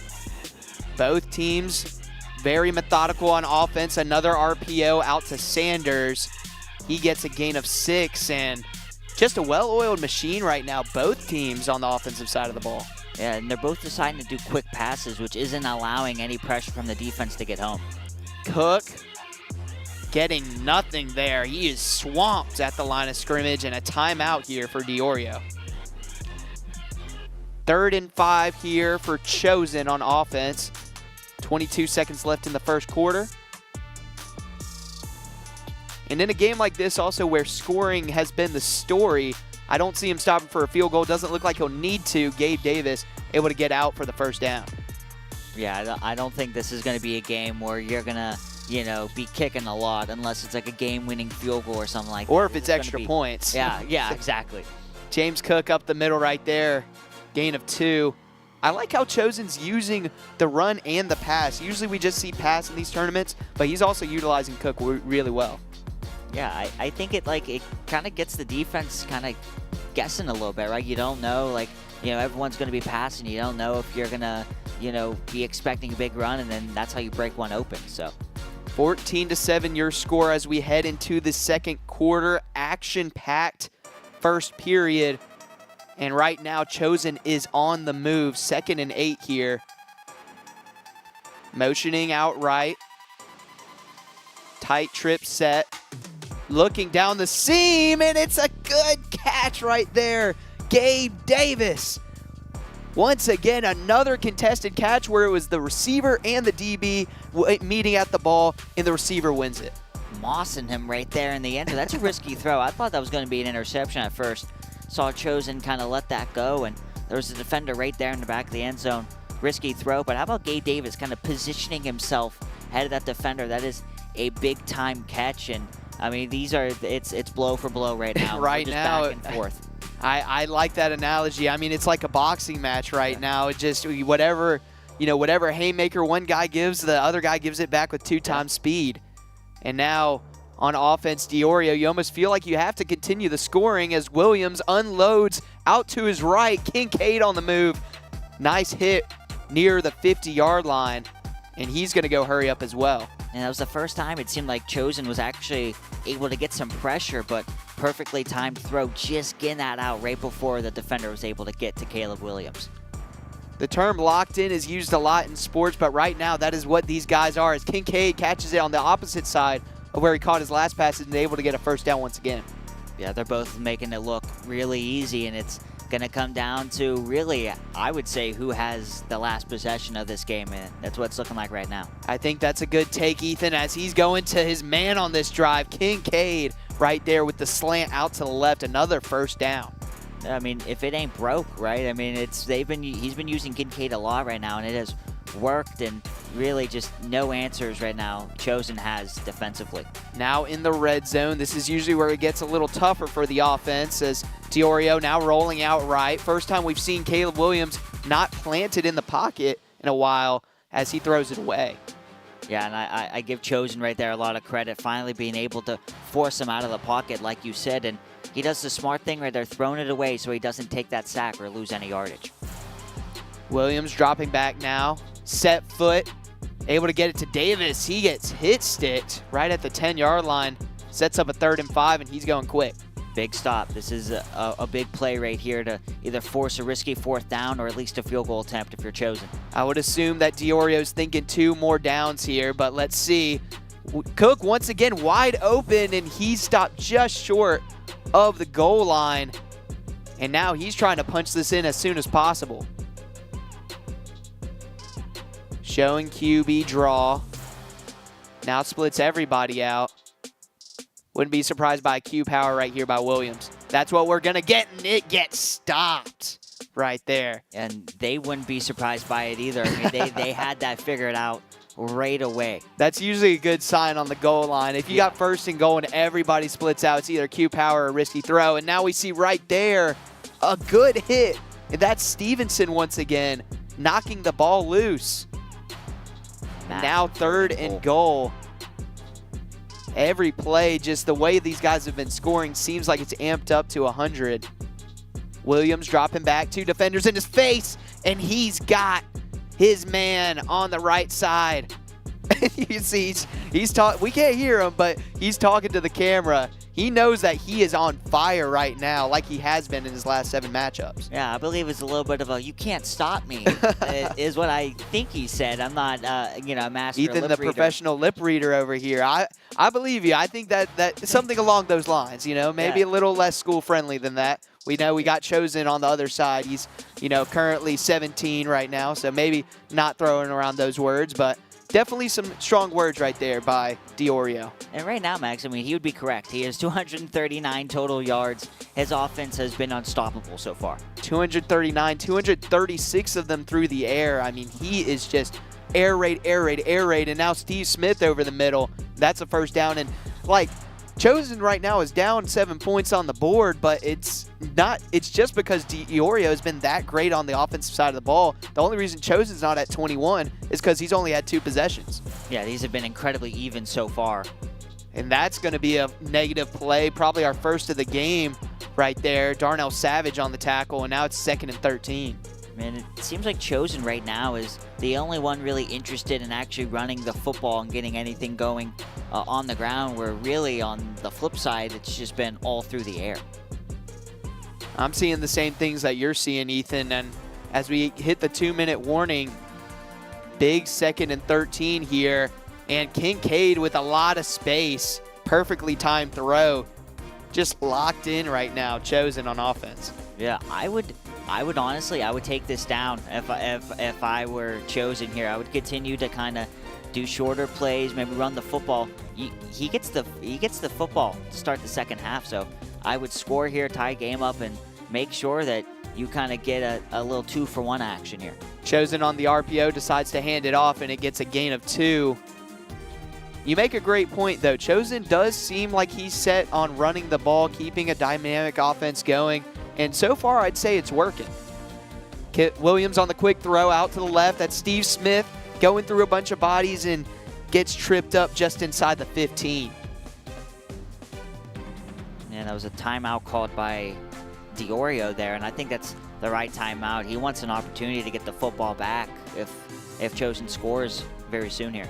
Absolutely. In a type of game like this, you want as many offensive possessions as you can get. Yes. Showing QB run. That's what we're going to get. He slides down for a loss of 1, and that's going to be the final timeout right there by Diorio. Yeah, that is a strategic play. He's playing chess right now with Diorio. This is chess, not checkers, as he throws a contested ball, and it's intercepted by Wright. Nashawn Wright with the interception, and a huge turn of events for Diorio. He was playing chess. Maybe he should have been playing checkers, Max. That was just a bad decision right there. Now this is a golden opportunity to take a 2-possession lead right before halftime. Now this has a chance to be a 21-point swing, because we saw Diorio score in the last possession. Now he can score before halftime, and like you said, he gets the ball to start the second half, and so that could potentially be a 21-point swing for Diorio. As we see, Mays catches the pass right there across the 50. And in a game like this, where both teams have been scoring every single time they get the ball, a turnover just feels like it's that much more important to the outcome of this game. Absolutely, Max. It's killer. Especially with these guys who scored on every possession they've had so far. Kincaid breaking tackles up the middle. Huge asset for both teams so far. And now 31 seconds to go, already in field goal range. Diorio is cooking. Yeah, and he's out of timeouts, so it's important to kind of hurry to the line right here. A little bit of a glitch right there, but we're going to get a QB spike with 22 seconds remaining. And what's the right word for this? How careful is Diorio? Does he throw any deep passes here? You got 22 seconds left, but you don't have any timeouts, so really anything inbounds is going to be kind of stressful to try and get the ball down. How careful is he right here? I would take chances. Just make sure that you're able to get out of bounds, which he does there. I would continue to be aggressive because, I mean, right now you're at the 19-yard line. You make this a 2-possession game, and you're going to make it really difficult for Chosen to come back. So I'm going to continue to kind of take those chances downfield and try to punch this in the end zone. Great point, Ethan. As we saw right there, I think a perfect play call. And we see it again, and he gets in for the touchdown to Deion Sanders. And right now, Diorio is pumped up, as he should be, up now 2 scores. Yeah, basically just an all-out play call. You have just all the wide receivers going deep, and there was just kind of loose coverage right there. Instead of kind of lofting it in, he just lasers that pass in there, gets the touchdown, and this is a danger zone now for Chosen. Down by 2 possessions, and really has not been able to make any stops there defensively today. And correct me if I'm wrong, I believe I misspoke earlier. I think that it is Chosen that gets the ball to start the second half. I think that's what you said, so my bad on that one. But Cook out on to the right, and that seems like a pretty conservative play call right here, although Chosen does have 3 timeouts. And so maybe 2 more of those, you might be in field goal range. If you saw the ending of that Wesley and Ron 9 game, you know that no field goal is guaranteed as Williams rolls out right. He's able to get past the 50 right there, and another timeout taken by Chosen. Yeah, I would run. See, at 4 seconds, that's really tough, Max. I was going to say I would run another play, see if you can get a couple more yards. I mean, this is 62 yards. And this is going to be a tough one. He put his all into it, and it's right down the middle. I mean, that feels like a huge play for Chosen going into the break. Yeah, I mean, that's some, like, Brandon Aubrey, Cam Little type action right there. Maybe Chris Boswell, best kicker in the league. All right. But that was a big for Chosen to get some points before halftime. I mean, still down by 2 possessions, but I thought, you know, cutting into that lead just a little bit, getting a field goal, especially going into the second half, was huge. So here, halftime of our final matchup of the Madden 26 Last Chance Qualifier. Your score at the break. Diorio, the technical underdog, although based on the way he's been playing leading up into this matchup, I wouldn't say that's the case, but the 6 seed Diorio up 28-17 right now against Chosen, the 17-year-old young phenom. And going into the second half, Chosen will get the ball. That's why that last field goal is super huge, because now he can possibly make it a 1-score game, possibly make it a 3-point game if he's able to score and go for 2. But what did you see out of Diorio that helped him get to an 11-point lead going into the break after it looked like neither of these guys were going to let up on the scoring? It was that interception. I mean, we talked about how these teams were basically just going blow for blow, which basically meant, like, you have to score every possession. And if you don't, you're playing from behind. And we saw him take advantage of that. That interception, too, happened in the end zone. So you were able to kind of, like, a huge switch of momentum. And then it just looked effortless for him to go down the field and score. So right now, that one turnover was just massive. Absolutely, and we're about to go back into the game here. Chosen with the ball, but an early tackle in the backfield. That's Kraus right there for Diorio. Now 2nd and 13. No huddle here for Chosen. Trips right. Almost feels like a must-score possession here if you're Chosen, as Sanders gets it and gets up the field quickly. It's 3rd and 3. This is absolutely a must-score possession because if you don't put up anything here, you give him the ball back. I mean, we're looking at just a tough hill to climb. Williams dropping back, going over the middle. He's got Kincaid, and he's able to get down to the 38 of Diorio's side of the field. Great start to this drive if you're Chosen. That's a heck of a catch, too. He had to go up there, and he got hit hard, but able to still come down with it. And now Cook going up the middle, able to get 3 yards there, continuing that dynamic play style that we've seen from Chosen with run and pass. Yeah, it's very balanced. And now Williams with 2 guys in his face, able to get it over to Davis for the first down. Gabe Davis having a heck of a game so far. Yeah, he is. It's looking like that Gabe Davis we saw a couple years ago in that playoff game against the Chiefs where he was catching everything and had, like 3 touchdowns? Yeah, Bills might have needed that this year, but unfortunately on the Jags. And now going sideline again, and that one is dropped. Doesn't look like he would have been able to keep it in bounds either way. And a good Nice coverage play right there by Diorio. Now 2nd and 10. Williams stepping up in the pocket and is able to complete it while getting hit in the ribs. And that's going to be good for 11 yards right there. Gutsy play by Williams. I thought we were going to see our first sack of the game, Max, and then he somehow got that off. That was a big completion there, and now you're in the red zone. You can't settle for another field goal. Got to punch it in. 1st and goal. He's looking for Cook, and now he runs into an offensive lineman. He finds Cook, and he skips into the end zone. Him just staying there, that forced Diorio to bring his defenders in because he felt like, okay, maybe he's going to run it with Caleb Williams, and that defender was guarding James Cook, and he left him to go get Williams and just easy check down for the touchdown. And an interesting decision chosen. Could have made it a 3-point game, settled for the extra point. I was just about to ask you, how do you feel about not going for the 2-point conversion? It is a little early, still the third quarter, so I don't hate it coming from Chosen, especially in a game where you don't get the 2-point conversion. That could really affect you how you play later in the game. Yeah. And now Diorio in offense. Yeah, I 100% agree, Max. I think it's early, but you gotta get a stop on defense. And trying to dive and make the tackle, Cook able to sprint away and get up the field for 5 yards. Interesting, Diorio coming out and running the ball, something we've only seen him do about 4 times so far today total here in the third quarter. I'm not exaggerating, by the way, for those listening at home.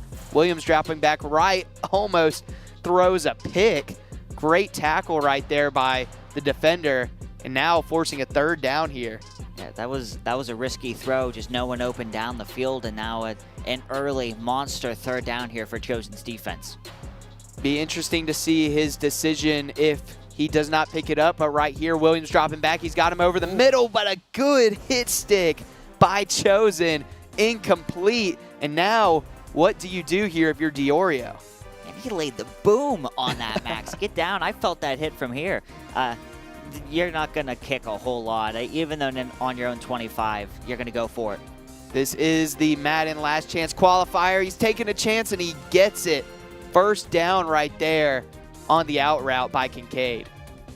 It's a big-time completion. Just Chosen wasn't able to get pressure on Caleb Williams, and big time right there to extend this drive.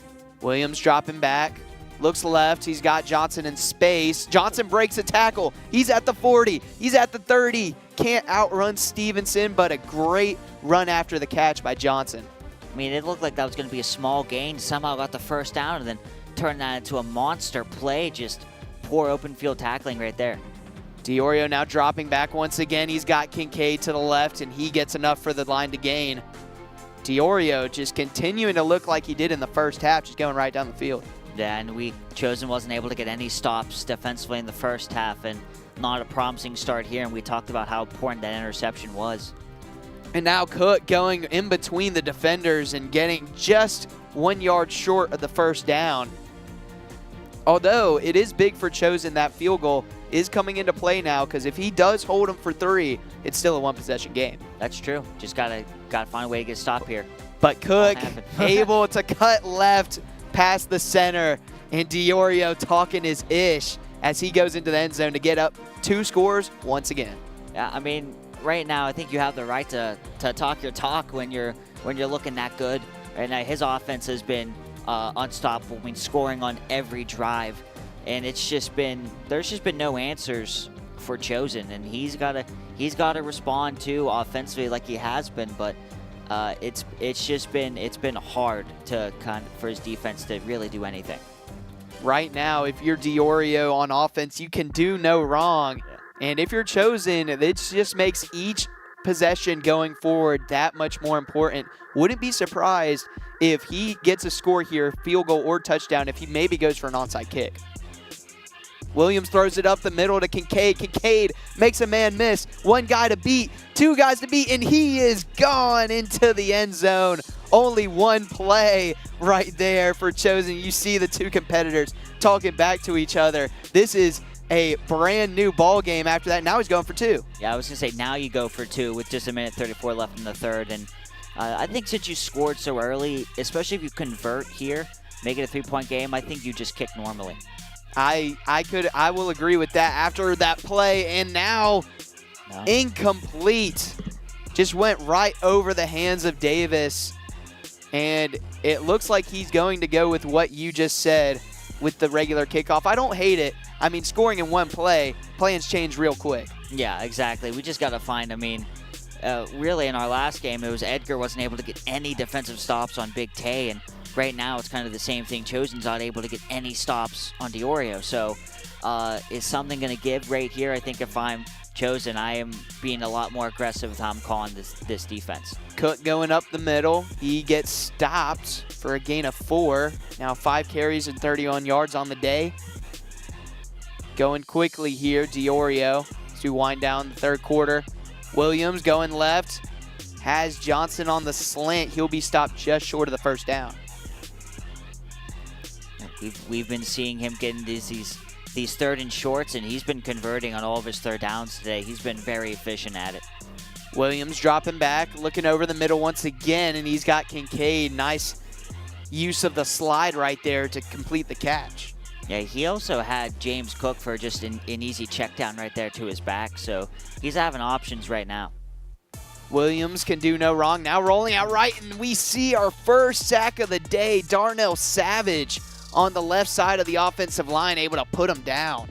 He had Square wide open over the middle, too. That would have been a monster play, maybe another touchdown, so that's a touchdown-saving sack right there for Chosen. A game of inches right now, and now he's unloading, and he's got nobody back there. He actually has Deion Sanders. I meant to say Chosen has nobody back there, and Deion Sanders wide open walks into the end zone. I'm not sure what happened there, Max. I'm not sure if it was just a blown coverage. Maybe he had control of the guy, and he pressed the wrong button, and I'm not sure what happened, but that was maybe the easiest touchdown that you can get in Madden right there. It was just big time, and now once again Chosen not able to get a stop and continues to have to go toe-to-toe here with his offense. The only touchdown I could say that I've seen in Madden that could contest that for easier was in the first half when Chosen had Cook wide out open on that wheel route to his left. That one was very reminiscent of that call. I think it's just a situation where he tried to blitz, brought 5, didn't get home, and Williams able to just unload down the field. But now we got Williams in the Commander's jersey unloading it to Kincaid past the 50. If you're Chosen, we've already said that he needs to score basically on every possession with how Diorio is playing on offense. But now it's not only you have to score, but you also have to score quickly as we go into the fourth quarter. Absolutely. Time is no longer on your side, Max. And Davis right there on the out route able to make the catch to get the first down and gets out of bounds to stop the clock. And with that missed 2-point conversion now, a field goal does not make it a one-possession game. As Williams dropping deep, able to find Davis over the middle. Davis inside the 10. Davis all the way down to the 1-yard line. And we will head to the fourth with a goal-to-go opportunity here for the 3 seed and Chosen, the 17-year-old who, we're not supposed to be biased as sportscasters, but just seeing that story, being only 17 years old and now having to get the week off school, I'm just saying there's a lot at stake here for Chosen. No, I mean, it's a great story. I mean, I would tell my mom, "Hey, Mom, can I go pro in video games?" She was like, "No, Ethan." So, it's a cool story. And we see right there Cook just up the left side and no reaction from Chosen. He is locked in right now. Yeah, he's locked in. It's a big touchdown, right? Scoring right away, first play to start this fourth quarter. And I think no reaction because he knows he's now up for a tough task here with his defense. Absolutely. He really has not been able to get a stop at all today. I mean, I believe Diorio scored on every single time he's touched the ball. And he has. I mean, and he's made it look easy, too. Some of his touchdowns have been easy, so it's been frustrating. But all it takes is one bad throw, one pressure, and it changes everything. As we see right there, able to get home and forcing Williams to throw it out of bounds. That's usually how you want to start off a good defensive possession, is no gain on first down. Absolutely. Able to get home, too, force some pressure on the quarterback, forcing that incompletion. And now Williams out to his left. Nice toe tap grab. And that's Gabe Davis for the first down. That was a perfectly timed throw, too. A defender was right there. If he holds onto that ball for one more second, that's a big sack. Cook up the middle. Nobody home, and he gets the first down at the 50-yard line. Diorio, I don't know if the Bad News Bears could stop this offense right now. I mean, Diorio is just keyed in on everything.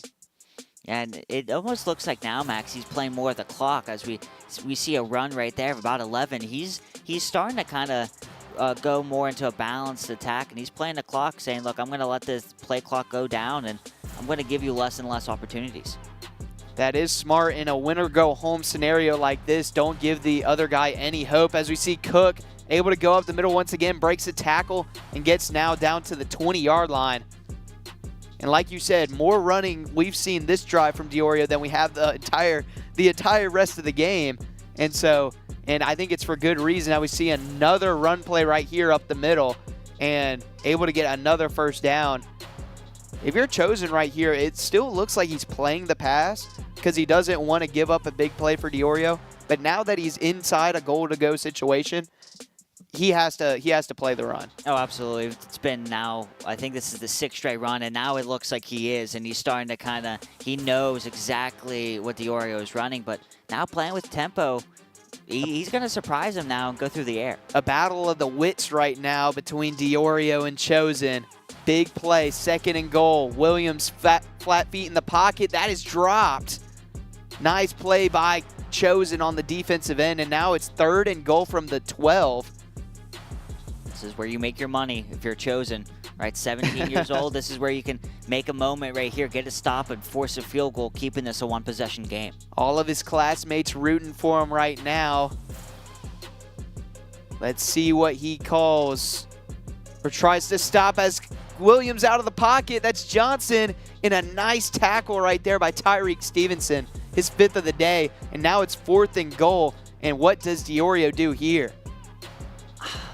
Looks like he's going for it. I would kick the field goal because you're up by 8. But, man, I mean, a touchdown would probably seal the deal with just time running down here. But game on the line for all intents and purposes, according to Ethan Coulahan. Showing the motion right here to the right with James Cook. That is who he's keyed in on here. Let's see if he goes to him, and he's actually going to take the flag, and he might actually go for what you just said in terms of the field goal, and that's what it's looking like right here. Yeah, I think it's the right call. You take the 3 points, you get up by 8, and you see if your defense can make a stop, or at least, even if you allow a touchdown, make a stop on 2-point conversion, which are, I mean, those are hard to get in Madden. So absolutely. I mean, we saw in the game that you and Will called how much tougher it got for those guys once they got into the red zone. Yeah. And 2-point conversion, basically, in this scenario, it would be for the game from the 2-yard line, 1 play. But Chosen does need to score a touchdown first. So right here, 45-37, an absolute barn burner here we go, in the quarterfinals. And here we go. Caleb Williams dropping back, rolling out to his right, takes Cook, and that's going to be a first down near the 50-yard line right there. I thought that was going to be a big sack, was able to get a defender back there.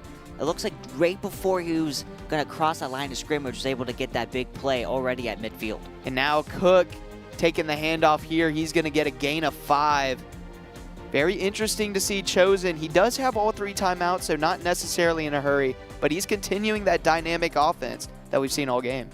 I kind of like this because I don't think you're in a huge, obviously you need to score, right? We're under a minute left, but I also don't really think you want to give Diorio a whole lot of time left if you do score to kind of march down the field and kick a game-winning field goal. First down right there off the running back screen, and now Williams dropping back, going to Cook again, and that one is stopped right there, snuffed out for just a gain of 1, and now going hurry up. Has all 3 timeouts, but the clock's all the way down to 30 seconds here. He's going to start using them as he's rolling out right. He's got a man. Touchdown!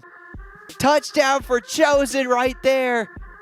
He was down 2 scores earlier in this one, clawed his way back, and now the 2-point conversion. Here's the game, Max. For all intents and purposes, this is to go to the semifinal, to go to overtime. If he can get it, rolling out right, back across his body, and it's intercepted. Nashawn Wright with his 2nd pick of the game. I don't know if he saw him, but I thought he had a receiver open in front of him. Onside kick. And that one is easily scooped up by Gabe Davis. And technically not over because he has 3 timeouts. If he gets a 3 and out, he'll have about maybe around 10 seconds inside his own 10. But technically the game's not over, but what a big play right there by Nashawn Wright. Monster play. Give Chosen a whole lot of credit today. I mean, he was able to march down the field, get that clutch touchdown, but then we talked about how hard it is when you're inside the 5 to score a touchdown, and we saw it there. And now with 1 first down, Diorio can end it, getting past a tackler and a stop right before the line to gain 3rd and 1. Throwing that ball there was a risky decision, paid off, but like you said, a first down now would definitely seal the deal. Showing QB run, now motioning everybody out of the backfield. Showing that this is going to be Caleb Williams with the ball once again, but might change out of it. This is 2 offensive masterminds have put it all on the field here. With a chance to go to the semifinal on the line, it's going to be a timeout taken by Diorio. I think I would do a QB draw here. Put the ball in the hands of your quarterback. I mean, he just needs 1 yard. Basically, you find a seam in that offensive line and you just fall down, and that's the game. Yeah. Yeah, I would not throw it here. I know throwing it might be maybe more efficient, and that might catch Chosen off guard, but I think throwing it also is really risky because what if you throw an incompletion and then it's, Chosen saves the timeout? What if you throw an interception, right? So I would just keep the ball on the ground here. These players knowing how big this game is, it looks like we will finally get the snap. 16 seconds to go, 3rd and 1. Williams dropping back. He gets hit and he's sacked. What a play by Chosen to get the sack right there. Although I feel like if you're Diorio, he was not going to throw that ball away. No, because you don't want to stop the clock, and Chosen gets to stop, but it won't have a lot of time. I don't even know if he'll have time for a Hail Mary here. And wanted to let it go, but he takes it with Deion Sanders, and now he's got some room. He's going down the sideline. He's got 1 man to beat. Chosen into the end zone. Oh my goodness. I can't believe what I've just seen. Will made a point earlier about how we have not seen a kick return for a touchdown, and we just saw it right there. I mean, my goodness. I'm honestly, I'm at a loss of words right now. That is incredible. We see the reactions. Diorio couldn't believe it. He's shaking his head. We see Chosen really get up. I think he was talking his talk a little bit, but he got up. That was an incredible way to end it, and like it shows what I know. I was like, oh, just get down. Like you gotta just take it, like Hail Mary or something. Nah, he took it to the house with prime time Deion Sanders. Unbelievable. I mean, my papers are all over the place. We were going ballistic. Once we saw he broke that 1 tackle, I thought he slowed him up enough to where he was going to be able to catch him up, but that speed boost from prime time, Deion Sanders, able to get down the sideline. I mean, what can you ask more from the Madden Championship Series here? Last Chance Qualifier. Chosen, the 17-year-old young phenom. He gets another hour off school by getting that win. I mean, just you talk about a tale of 2 halves as well. With the first half, Diorio, I mean, fully in control, gets that turnover, which we felt like might have been the point that really Diorio was going to run away with it in the way that the game was going with all offense. But then you get into the second half, and Chosen starts creeping back, right? And then he gets the touchdown, but then another pick by the same guy, Nashawn Wright, and it all seemed lost. But then the kick return to win it, 49-45. What a game. All it takes is 1 stop. Right? We talked about this, and we saw 2 interceptions from Diorio. We're like, okay, that's game, right? Like the first one, because each team was just scoring back and forth, and then got the pick on the 2-point conversion, and then all it takes is 1 stop. Chosen got his stop just 9 seconds able to take it to the house. I didn't think that was going to Unbelievable. happen, but I mean, we're talking about one of the craziest football moments I have seen, video game wise, real life wise. Exactly. I mean, it was just insane. I mean, as an Auburn fan, it kind of gave me shades of Chris Davis going down the Yeah. sideline on the kick six. I mean, if we had a camera, which we do on us, we'll have to look back. I mean, we were out of our seats after that happened. You had your hands on your head. What an unbelievable finish. The first kick return that, like our friend Will Barbera said in the first matchup, that I have seen at any of these Yeah. main events for Madden Championship Series. And what a way to move on for Chosen to get to the next round. He will play whoever won between DC Croft and Clef the God, and then the winner of that game will go on to play the winner of Ron J and Big Tay in the championship. But what a game, what a win by Chosen. Really gutsy, as we saw also on that kick return. He thought about letting that ball go into the end zone, and then he decided, oh, wait, I have Deion Sanders returning the ball. 99 speed. Let me pick this up and give myself a chance. And just what a game. But that's going to do it from us on the B stream. Be sure you go tune into the A stream for the semifinals as well as the championship game to see who gets that last spot in the Madden Bowl, which will take place in Santa Clara Super Bowl weekend. But from myself, as well as Ethan Coulahan, as well as all of our sportscasters here at Full Sail University, we hope you all have a good night.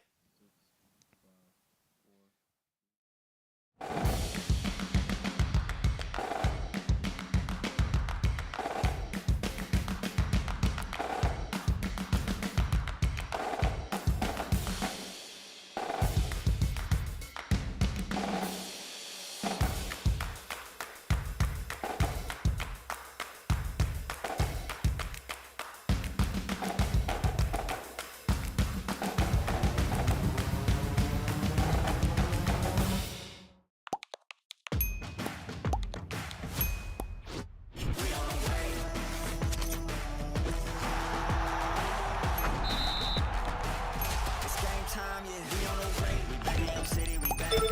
I gotta get to it in fact. No, never no time to relax. I'm packing the stacks, you packing your bags. Step. We on the way. Touchdown. It's game time, yeah. We on the way.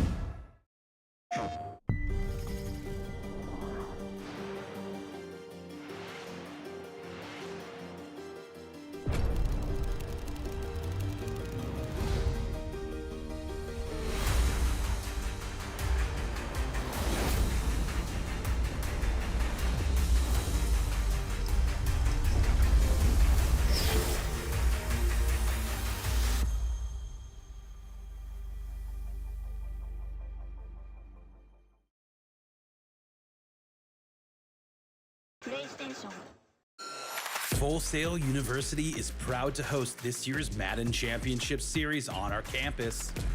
We are thrilled to have our students, grads, and faculty working alongside the EA team to produce this incredible series of events. We also want to congratulate EA on the release of two of the season's biggest games, Madden NFL 26 and College Football 26. These games feature the work of more than 40 Full Sail grads who contributed their skills in development, engineering, design, audio, animation, and more to the iconic series.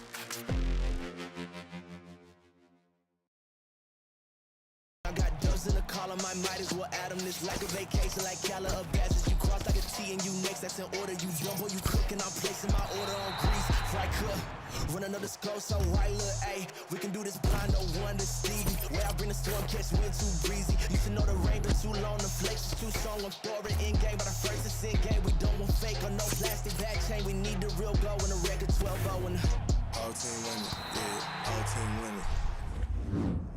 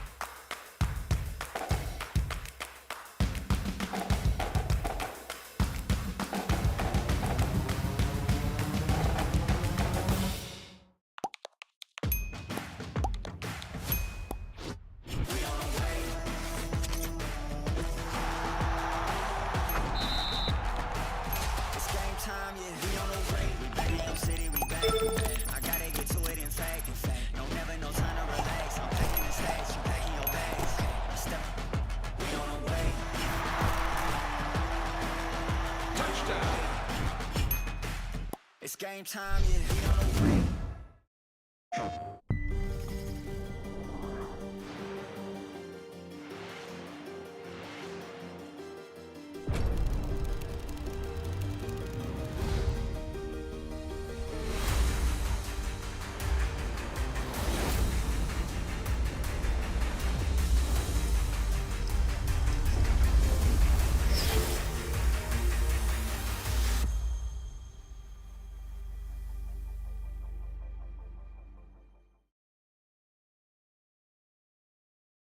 PlayStation. Full Sail University is proud to host this year's Madden Championship Series on our campus. We are thrilled to have our students, grads, and faculty working alongside the EA team to produce this incredible series of events. We also want to congratulate EA on the release of two of the season's biggest games, Madden NFL 26 and College Football 26. These games feature the work of more than 40 Full Sail grads who contributed their skills in development, engineering, design, audio, animation, and more to the iconic series.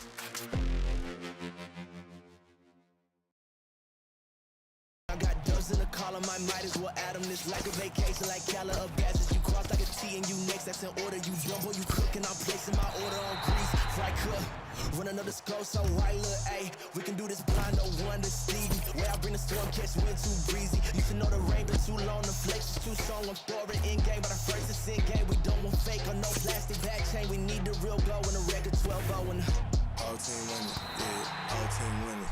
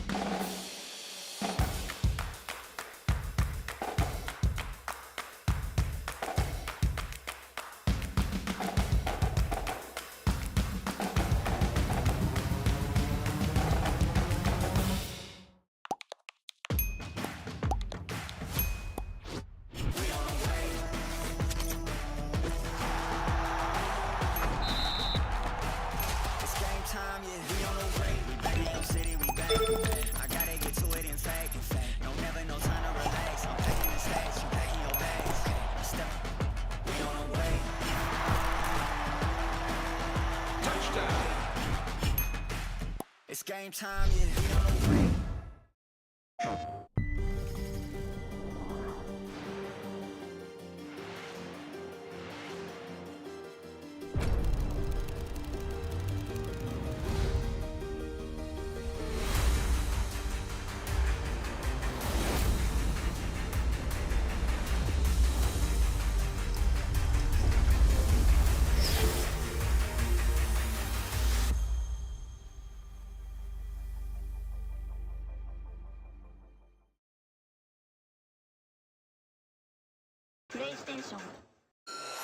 Full Sail University is proud to host this year's Madden Championship Series on our campus. We are thrilled to have our students, grads, and faculty working alongside the EA team to produce this incredible series of events.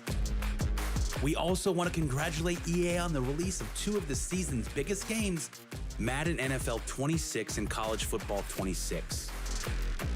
These games feature the work of more than 40 Full Sail grads who contributed their skills in development, engineering, design, audio, animation, and more to the iconic series.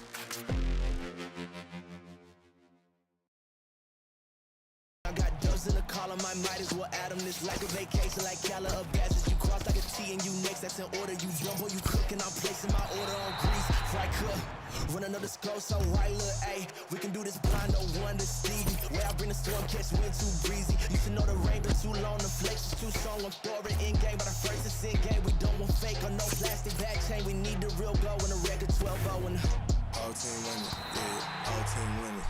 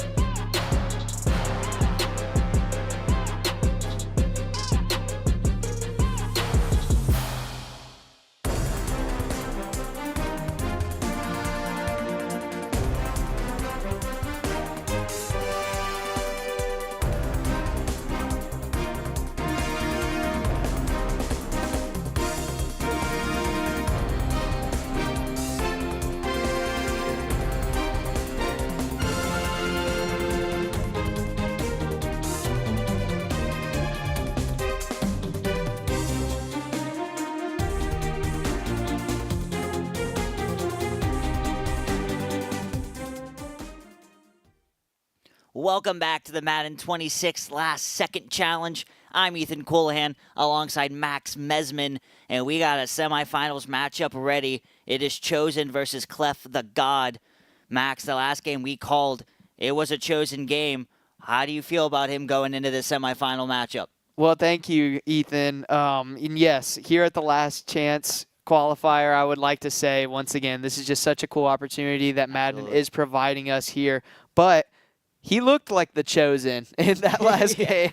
I mean, the way that game ended, we hadn't seen a kick return for a touchdown the entire time I've called games, and the entire time you and our friend Will Barbera, who's downstairs, have called games. And he not only returns a kick for a touchdown, but he wins the game on a kick for a touchdown. I mean, just absolute instant classic. But now he's got to go up against a new beast. I mean, Diorio, he was on fire, and he came in, much respect, had won his last 7 matchups, definitely got past that challenge. But now he's going up against Clef the God, the 8th all-time ranked Madden player. But we did see the number 3 ranked player go down in the first round, so anything can happen. Absolutely, Max. We talk about Clef the God. He is someone who is respected in this Madden world. Like you said, 8th all time. This guy has made big bucks throughout the years of doing this. And what can Chosen do to kind of continue his Cinderella run here? Well, the best thing that I liked about Chosen's game when he was playing against Diorio was his balanced offense. We talked about it a lot. He continued to pound the rock, even if it was only for a 2-3 yard gain. We see that a lot as we see both of the competitors right there, Chosen on the left and Clef the God on the right. But we see that a lot in real life football, is that coaches, offensive coordinators, some of the best in the biz are known for having a balanced scheme because it keeps the defense thinking. They never know what to expect. Yeah. And so I think if he's able to continue that against Clef the God, even if he gets down by double digits like he did against Diorio, I think if he continues that balanced offense, I think it could go a long way for an upset. This has been a high-scoring Madden tournament, and we've been watching other videos on YouTube and stuff while we've been on break, and we've been reading the comments section. A lot of people saying that this has been one of the more exciting and one of the best Madden tournaments in a while. Why do you think that's been the case, Max? Well, seeing as basically every matchup has been a one-score game, I mean, you think about the quarterfinal round, we had, it's up for debate which game was just one of the best in this tournament, but they could also be up for debate as the best Madden games of all time. Yeah. You think about the number 1 seed versus number 8 seed matchup between Wesley and Ron J that our boys downstairs got to call on the Stream A, and that game, 9 times out of 10, 99 times out of 100, that is the game of the day. It's an 8 seed versus 1 seed upset where Ron J beat Wesley, the 3rd all-time ranked player, and he beats him in overtime on a pick 6. I mean, that's instant classic stuff. But then you have Chosen versus Diorio, a game that was back and forth, haymaker after haymaker, and we see with no time on the clock a kick return for a touchdown. I mean, I feel like those comments are onto something. Yeah, it has been absolutely electric. The other semifinals game is Ron J versus Big Tay. So the winner of this one will, of course, get the winner of that matchup. Max, coming from, we're both college students right now in our early 20s. You like your chances against any of these competitors? Think you could keep it close playing Madden against any of these guys? If we define 63-0, actually 62-2. Somehow I get a safety on a bad snap. If we define that as close, then yes. But if we're considering a spread less than 30 points close, then no, not at all. I think that these guys would wipe the floor with me, and I would want to forfeit by the end of the first quarter. But I'm not a bad sport. I would play it through. But speaking of being around our age, 20 years old, actually a guy that's 3 years younger than us, is right now taking off school. Chosen. You're supposed to be studying your math right now, but he's out here making the big bucks, beating all of these other guys. Clef the Guide, one of the guys you said is the most respected in this field, he has a chance to beat him to go to the championship. That's right. You talked about the 17-year-old Chosen. Him and Clef the God. We are about ready to go into in-game action here, semifinals. Looking to go to the championship. We are set. Chosen playing as the Commanders. Clef the God playing as the Cardinals. Chosen playing the team that he roots for in real life, as you saw by his jacket that he's wearing. So maybe that gives him a little bit of extra momentum coming into this one. Opening kickoff taken by Clef the God. Gets about the 25-yard line. We're going to see the Cardinals with the ball first. Yeah, Clef the God running Brock Purdy at QB. Right now switching up his lineup a little bit, but we've seen a bit similarities between all of these rosters, which is usual with these tournaments. As you see at tight end, he's actually going with Tyler Warren and Kyle Juszczyk as the fullback. Very interesting. We've seen a lot of Dalton Kincaid so far. Yep. Very interesting choice at the tight end position. I've seen some right before the kickoff here, right before the game, I mean. We just had the kickoff, making some changes. If you had to pick out one of these players, I mean, I just saw Mike Evans at free safety. Yeah. I mean, which one of these it. players is going to be an X factor if you had to pick one from what you're seeing on screen? I mean, we've been seeing Cam Newton play safety too. True. So I mean, we're seeing all these different just combinations. We've been seeing Curse, you know, at that defensive back position, make a serious impact for a lot of these teams. You see the key players right there for Clef the God, Andre Johnson and Matt Forte, along with the QB Brock Purdy. I mean, whereas on the other side, Chosen's going to be running with Caleb Williams, Dalton Kincaid, Gabe Davis, some of the guys that we saw, as well as James Cook. So actually kind of a different lineup on each of these sides, as you see, rest in peace, John Madden right there. Clef, like I said, as the Cardinals rolling with the all-black unis, Chosen with the Commanders all-white unis. First down, handoff goes nowhere. It's a loss of 3 with Tremaine Edmonds with the tackle. Tremaine Edmonds, the Chicago Bear in real life, but in this game right there making the tackle, and really an interesting start, starting off with the short handoff. Well, let's see how let's see if he goes into more of the passing game. Obviously, we saw Chosen offensive mastermind. Let's see if Clef can answer that. Purdy looking to throw, 2nd and 13. Gets the check down to Forte. Gets about a gain of about 5 there, 3rd and 8 coming up. And I know it's early on, but you're really seeing this Chosen defense be very disciplined right now on the outside, able to tackle him right there with 2 defenders. Now it's a 3rd and long early on. Seen Chosen's defense struggle early. 3rd and 8, incomplete. A dangerous throw, but an early 3 and out forced by Chosen, but expect no punts in this semifinals game. Clef is keeping the offense on the field. If you know anything about Madden Championship Series, and we saw earlier with you and Will's game, they went for it on a 4th and 17 early on. So these guys are playing Madden like we do with our little brothers. 26-yard line. It's a risky decision. Going out deep, and it's incomplete. That is a 4th down stop by the Chosen in a quick little 4 and out right here. Gets his offense in great scoring position, Max. Yeah, that's a huge play. It's early on, but you talked about it earlier. Sometimes the guys who win the first quarter win the game, and let's see how he responds on offense. Yeah, Williams handoff to Cook goes nowhere. A loss of 1, so both teams starting with runs, but hurry up, playing with tempo now. 2nd and 11 at the 27. Quick RPO action, gets it off, and it's going to be taken down about a gain to 10 right there. Steve Smith Sr. with the catch, and it's 3rd and 1. I really like these guys utilizing the quick game, not letting that defensive line get home, as we've seen in a lot of these other matchups. Williams looking to throw, check down to Cook, makes a man miss, gets the first down inside the 15 to the 14-yard line. Big conversion there on 3rd down. And he almost made another man miss right there. A good diving tackle right there by Clef the God, but early on Chosen continued that offensive prowess. Gets back on the ground with Cook, and he is swallowed up. Loss of 4, and now has 2 rushes for negative 5 yards, Max. Yeah, this defense for Clef the God is known for bringing a lot of pressure, and right there it got home.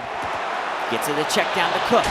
Cook gets to the 10-yard line, wasn't able to make that defender miss, and it's 3rd and 6, playing with tempo in their opening drive. Yeah, I'd be interested to see another quick game here, 2 downs to get this if I'm Chosen. Definitely 4-down territory. Williams. No one's open. End zone intercepted. He's going to take it out.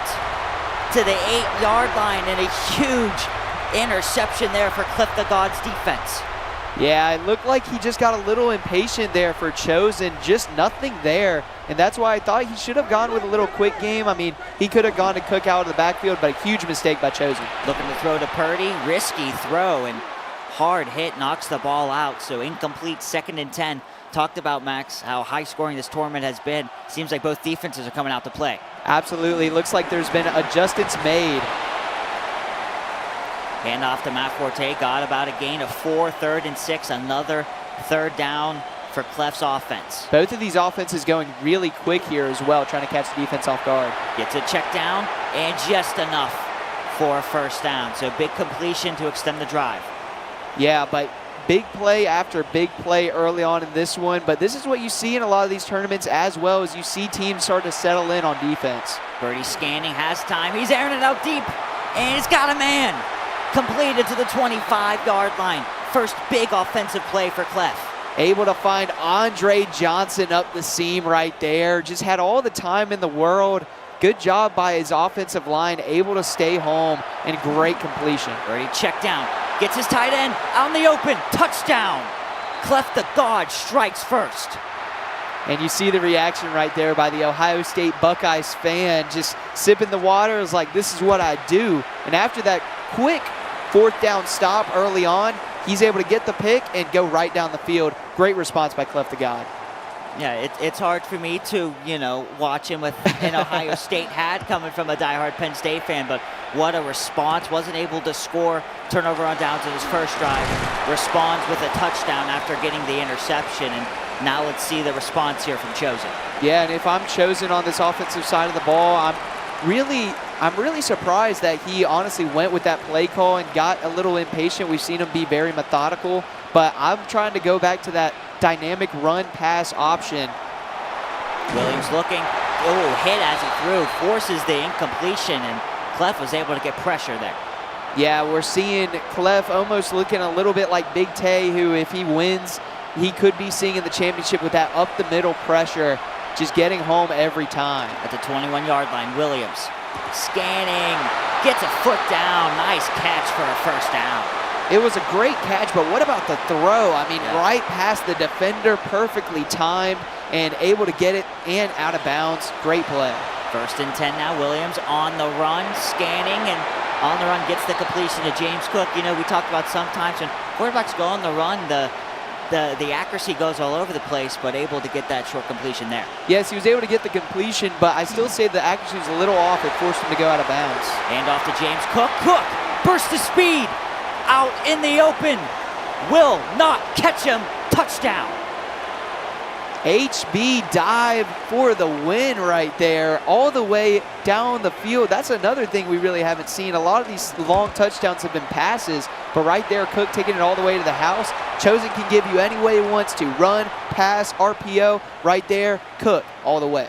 Probably with us on the call, it might have been the first big rushing touchdown we've seen. I mean, we might have seen rushing touchdowns where it's from inside the 5, but how about that? Getting a big play, and talked about defense stepping up in the opening drive, and now each team responds 7-7 game. Well, that's the problem also when you're Clef the God. You're playing that super aggressive blitz look. If you get in the backfield and the running back's not there, he has all green grass in the back on the back end of that defense with no safety help. And so great play call by Chosen. Purdy check down to Forte. Gets about a gain of 8. Now we'll see both offenses starting to get into a rhythm, how they respond. Yes, this is looking more and more as the game goes along like our last call between Diorio and Chosen, where both teams are just methodically moving down the field, but that turnover still looms large. Hand off to Forte, bounces off a couple defenders, gets the 1st down. So each team getting a little bit into the run game here. Yeah, it's a smart thing to do, especially when you're in the semifinals. You're trying to find a way to keep the defense off balance. Purdy over the middle. Gets his man, it's Tyler Warren, Penn State legend, right there with the catch, about a gain of 9. 2nd and 1 at the 43. Tyler Warren, one of the most versatile players of the game, especially at the skill position. And takes a hard hit, but that's a good catch right there for another 1st down. So a methodical drive by Clef. Yeah, but these teams being patient, that's why I once again was so surprised by that throw by Chosen earlier. He's going deep, and it's got him. Touchdown. Wow, Clef the God is starting to just unload on him here. And you can see a little bit of emotion coming out of him right there, looking like he's saying it's just too easy right there. Andre Johnson going into the end zone. And now we started off, I think we might have jinxed him by saying it was going to be a defensive battle a little bit. They're starting to make us eat our words here. I asked that question. I think I knew, though, that this is, I mean, we're in the semifinals, best of the best.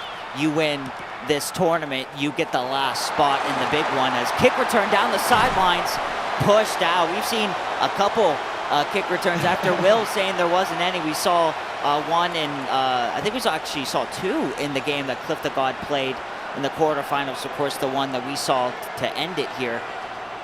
So at the 40-yard line, Williams scanning pressure, just gets it out for an incompletion.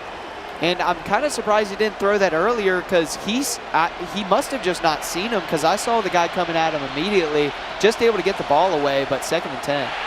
Williams, quick throw, gets the completion. 3rd and 4 coming up, just 23 seconds remaining in the first quarter. It's been action-packed. After each team failed to score in their opening drive, it's been response after response since. 3rd and 4. Williams, pressure, and he's intercepted. What a catch.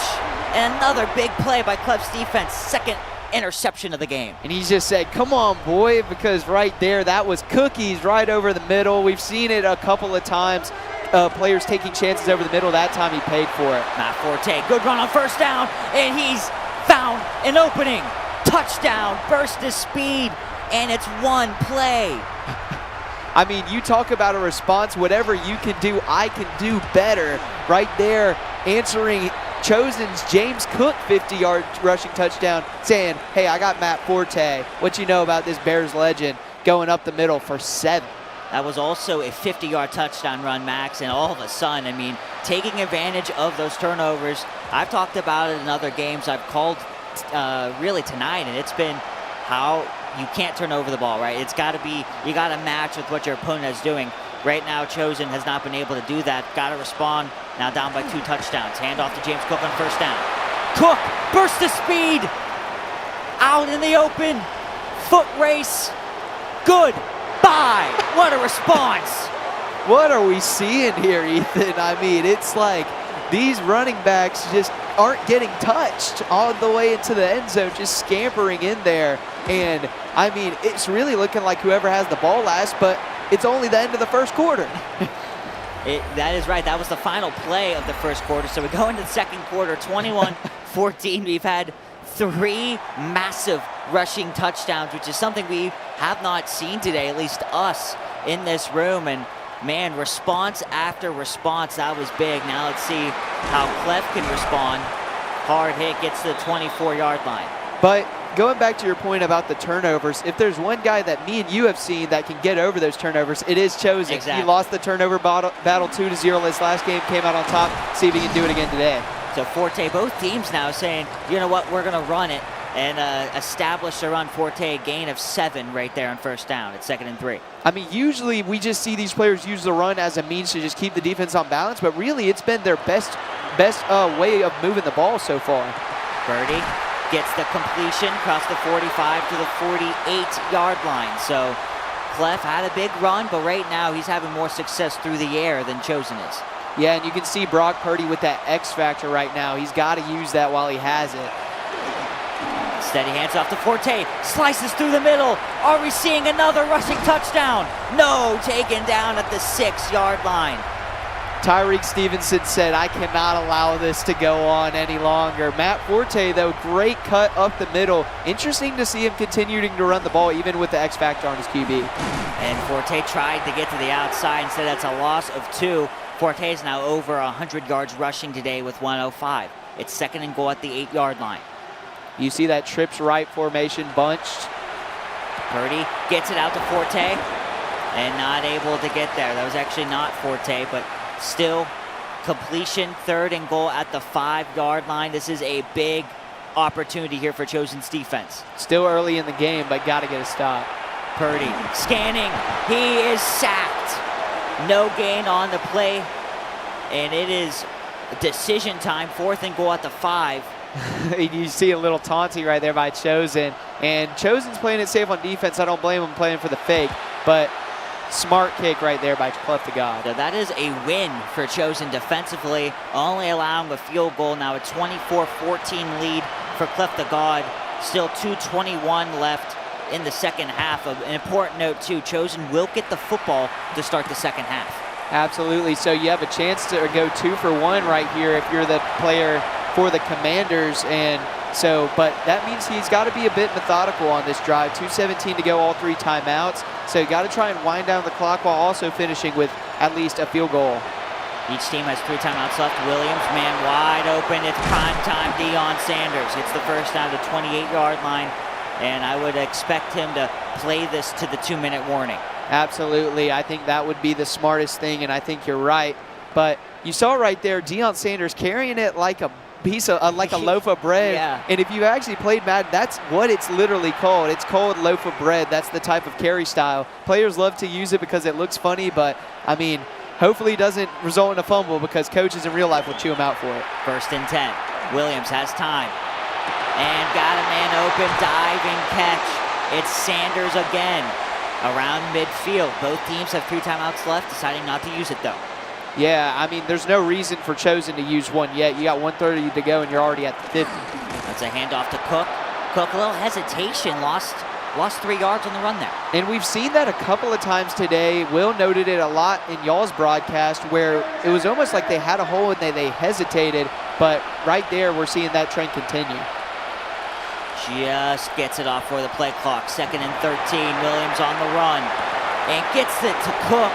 Good decision as Cook slides to the 32-yard line. One thing I've noticed about Chosen is that he is always, if he calls a pass play, he is going to pass that ball. No QB run out of Chosen, and a smart one right there. Time ticking. Williams gets the completion with 28 seconds left. Clock still rolling. Gets the first down at the 20. And if you're Chosen, I mean, you still have 3 timeouts. So, I mean, no rush, but I don't really like the hurry-up offense call. Williams steps up and gets the completion again. He stayed in bounds, but immediately calls a timeout. That's his first timeout call of the half. And that's a good decision right there by Chosen. Now you're 1st and goal at the 4, 12 seconds. So really, time might be more of an issue than how many timeouts you have. The handoff to Cook. Oh, he is swallowed up. And Max, you were signaling a timeout yourself there. That's exactly what they do. I mean, he had to. I mean, if he didn't, then he wouldn't have another play right now. It'd be interesting to see if he goes back to the run game because he still has one more timeout, but look for a short pass. It's an RPO. Gets it to Steve Smith Sr. for the touchdown right before halftime. You could not write up a better drive right there for Chosen, going right down the field. No timeouts taken by Clef the God. So really, he might have to have one of those kickoff returns if he wants a chance to score right here. But a great drive to end the first half, and now he has a chance to tie it, possibly get the lead in the second half. Just 5 seconds left. Going to take the kick out. And he is going to be taken down with 2 seconds remaining. We'll have time for one last play before halftime. Hey, one play is all you need. You know, like that's what we saw at the end of the Chosen game against Diorio. And so, you know, if right here, as you can see him playing a bit of a safer defensive set, be ready for anything from Clef the God right here. At the 20-yard line. An action-packed first half here. The play clock goes down to 2 to 1. Just gets the snap off. Purdy on a run. Just going to step up. Hail Mary heave. And it's incomplete. And that will take us into halftime. Clef the God as the Cardinals 24. Chosen as the Commanders 21. Max, this has been a insane first half. What have you seen? I mean, really, it's the story of, so far it's the story of 2 quarters in a way. The first quarter, Clef the God really seemed like he was taking control. 2 turnovers forced by his defense. But then on the other side for Chosen, as we saw in the last game and going into this game, keeping his composure. I mean, really, some of the most composure I've seen out of a 17-year-old, and it's coming from Chosen right now, the 3 seed in this tournament. You can tell he really wants this, and I don't know the exact prize money that they're going to be the champion's going to be making tonight, but I just know it's a lot more than I have, and it's going to be a crazy amount for a 17-year-old. But one thing that I'm noticing about this game so far is that both teams are continuing that run pass, like trying to keep it even. I'd be interesting to see if going towards later in the game, if one of them decides to go more pass heavy, because we've seen that out of, for example, Big Tay, and it worked, but we also saw it out of Diorio, and it doesn't really take as much time off the clock. I think that kind of worked into that last game where he was up by 11, but he was giving them almost an extra quarter with how many incomplete passes he was throwing. So I'd be very interested to see how the play calling adjusts over the game. Yeah, that's going to be a huge key. Obviously, we talked about Chosen, 2 interceptions in the first half. Normally, just 1 interception completely takes a team out of it. 2 picks, only down by 3. Yeah, if you're the Chosen, you also have to feel a little bit lucky, honestly, going into this second half. Clef the God, it felt like with all those quick scores, and really one of the biggest moments in the game was him stopping him for that field goal when he was down 21-14 midway through the second quarter. If he gets a touchdown right there, we saw Chosen still march right down the field and score a touchdown, but it'd be a 7-point gap compared to a 3-point gap. As you see right there, Clef the God looking away as it seems like Chosen's turned away. It looks like they might be ready to do something. I don't know if they're planning on doing something on the stage there, but getting ready for the second half, I think that if you're Chosen, you've already made it this far, playing with those turnovers, a -2 turnover margin, -2, excuse me, in last game, already a -2 turnover margin in this game. You cannot afford any more of those. It's great that he's gotten this far with now 4 turnovers compared to none for his opponents, but you can't just keep winning like that, and so he's got to find a way to keep the ball in his hands when he's on offense and really just methodically continue down the field to try and win this game. And the importance of being smart and careful with the football, Max. We also talk about how Chosen will start the second half with the football. So him cutting this into a 3-point game right before halftime, not allowing Clef to really have any opportunities to add on to that lead is just massive. Absolutely. And it makes it to where, he can tie the game, he can take the lead, or he can, go 3 and out and have to punt the ball away, still only down by 3. And so it also breaks the scenario that we see in a lot of these Madden tournament games that players will get up and they'll sit on the ball, which is smart. We see it in real life football as well, where teams will get up by a lot and they'll sit on the ball. Clef can't do that now, even if he gets a stop. And so it's a really good job by Chosen being able to score right before the first half there, where now you force the action for Chosen in the second half. And so, but a lot riding on this first drive. We can't emphasize that enough, that this first drive will really determine how the rest of this game goes, and I'm excited to see it. Yeah, we talked about how this was 0-0, and each team, it was like a little rough, and I was like, we might actually have a defensive game. I was wrong. Expect a very high-scoring, action-packed second half, really just like how the second quarter was, very high-scoring. Very action-packed. I would like to say, answering a question I asked you earlier, for myself, no, I don't think I would. I don't think I would be able to compete with any of these guys after watching what we just saw there in the first half. Absolutely not. I think that I'm gonna actually change my score prediction to what me in Madden going up against these guys. I think they might hit triple digits on me. I'm not gonna lie if we played. And that that takes a lot of non-humility for me to say, but I think it's just being real. But honestly, I think that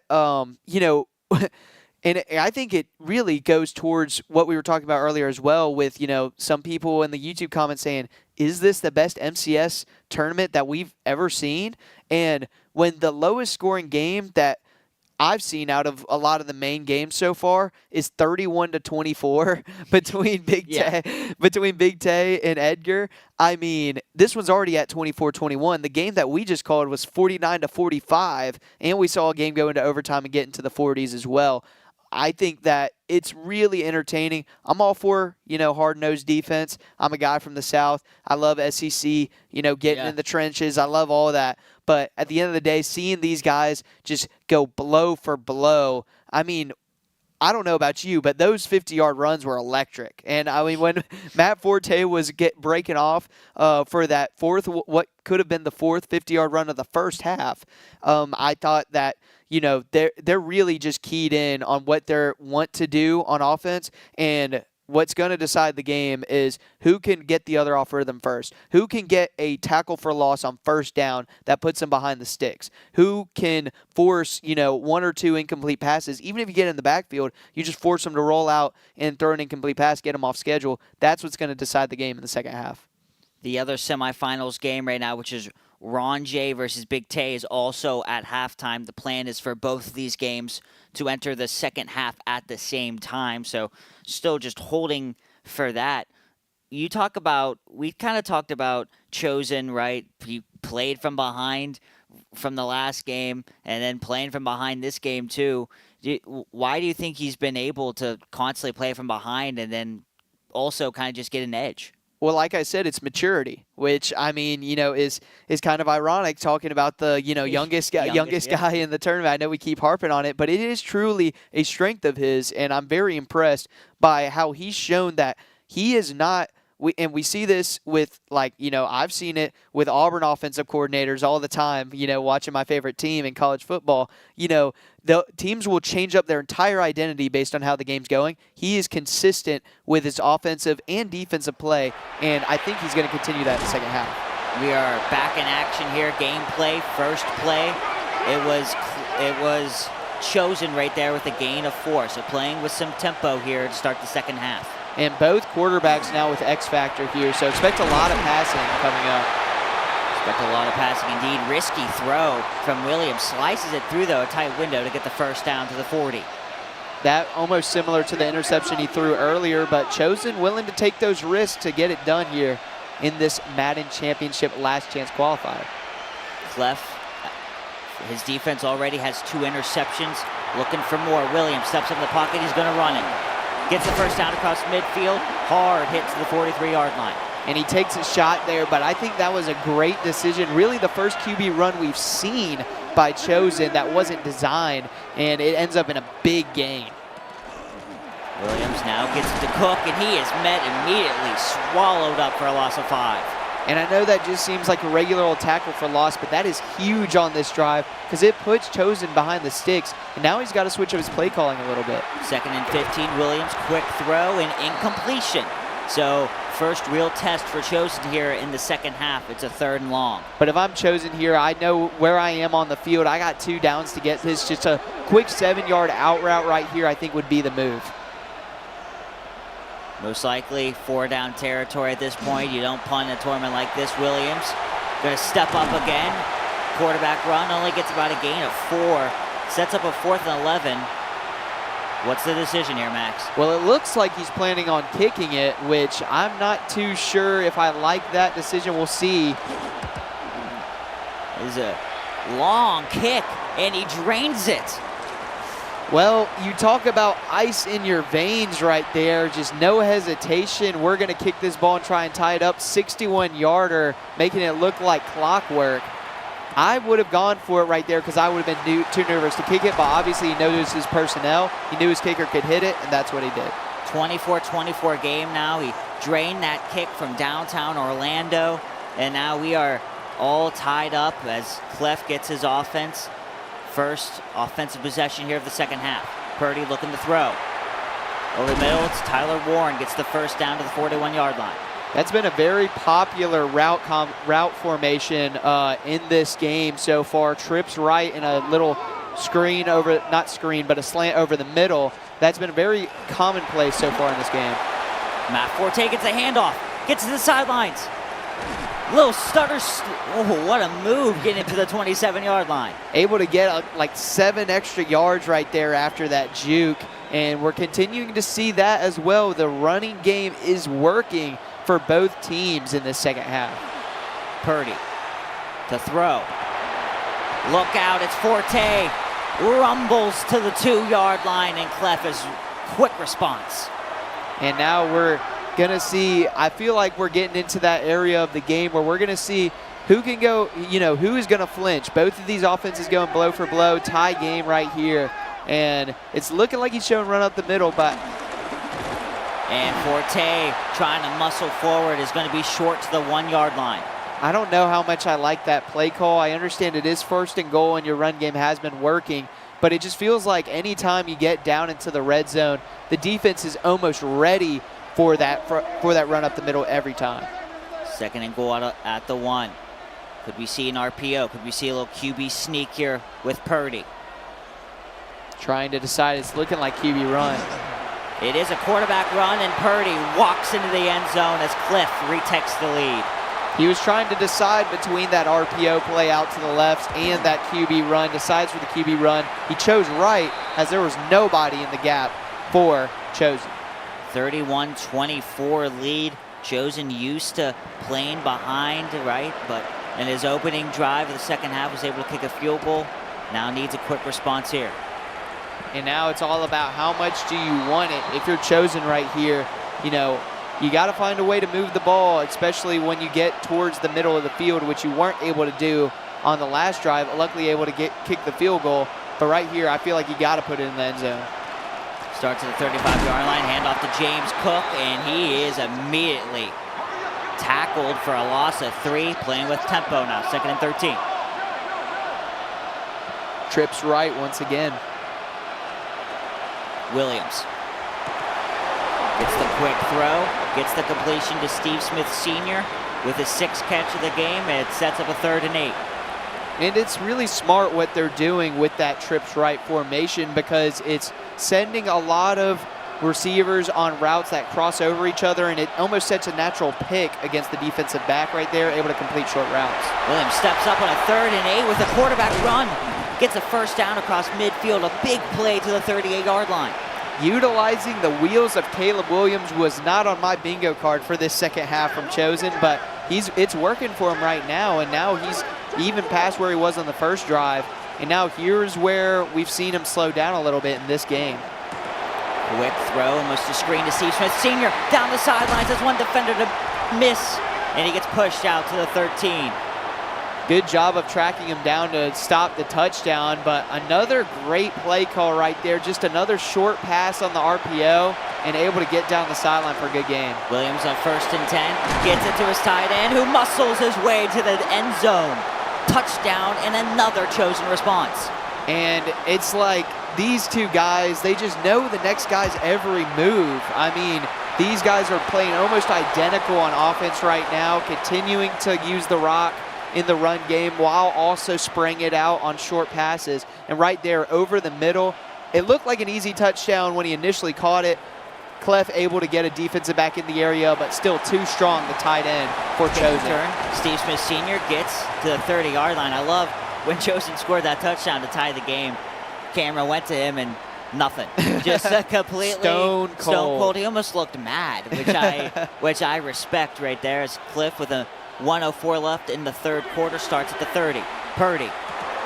And gets it to Warren again. He has been the workhorse today for this offense. Your boy from Penn State. My boy. Going crazy with the Colts right now. We'll see if he wins any rookie awards. I could see him winning a couple. 1st and 10 now. Another quick throw this time. It's to Forte. Forte made multiple defenders miss. And he gets all the way to the 15-yard line. He made one of the guys hit a barrel roll. I don't know if you saw that, but he looked like he was trying to slide under something in a side-scrolling game. But Purdy on a 1st and 10 hit as he throws it. He's just going to throw it away out of bounds. Yeah, that's a win right there. I know it seems small, but able to get home and force him to throw it away. Now it's a 2nd and 10. I expect a run. I don't get it. You don't get it, but you do get a touchdown in the back of the end zone to Steve Smith Sr.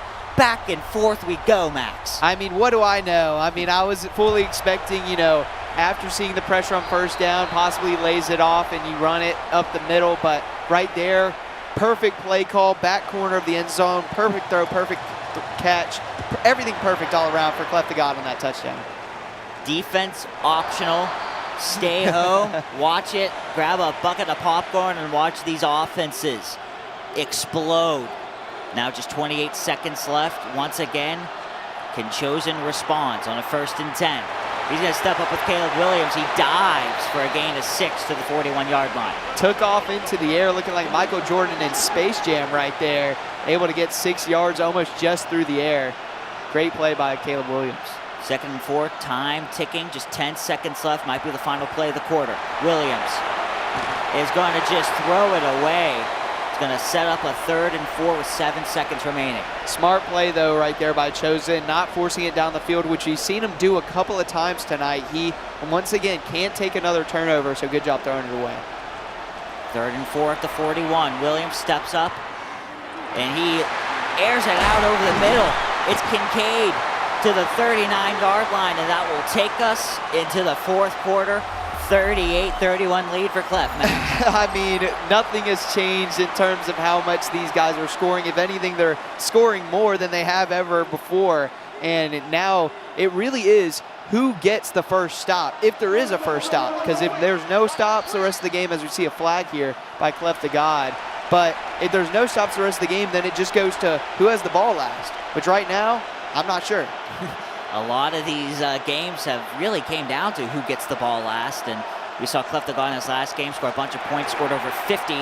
James Cook got tripped up, and that is a massive loss of 6.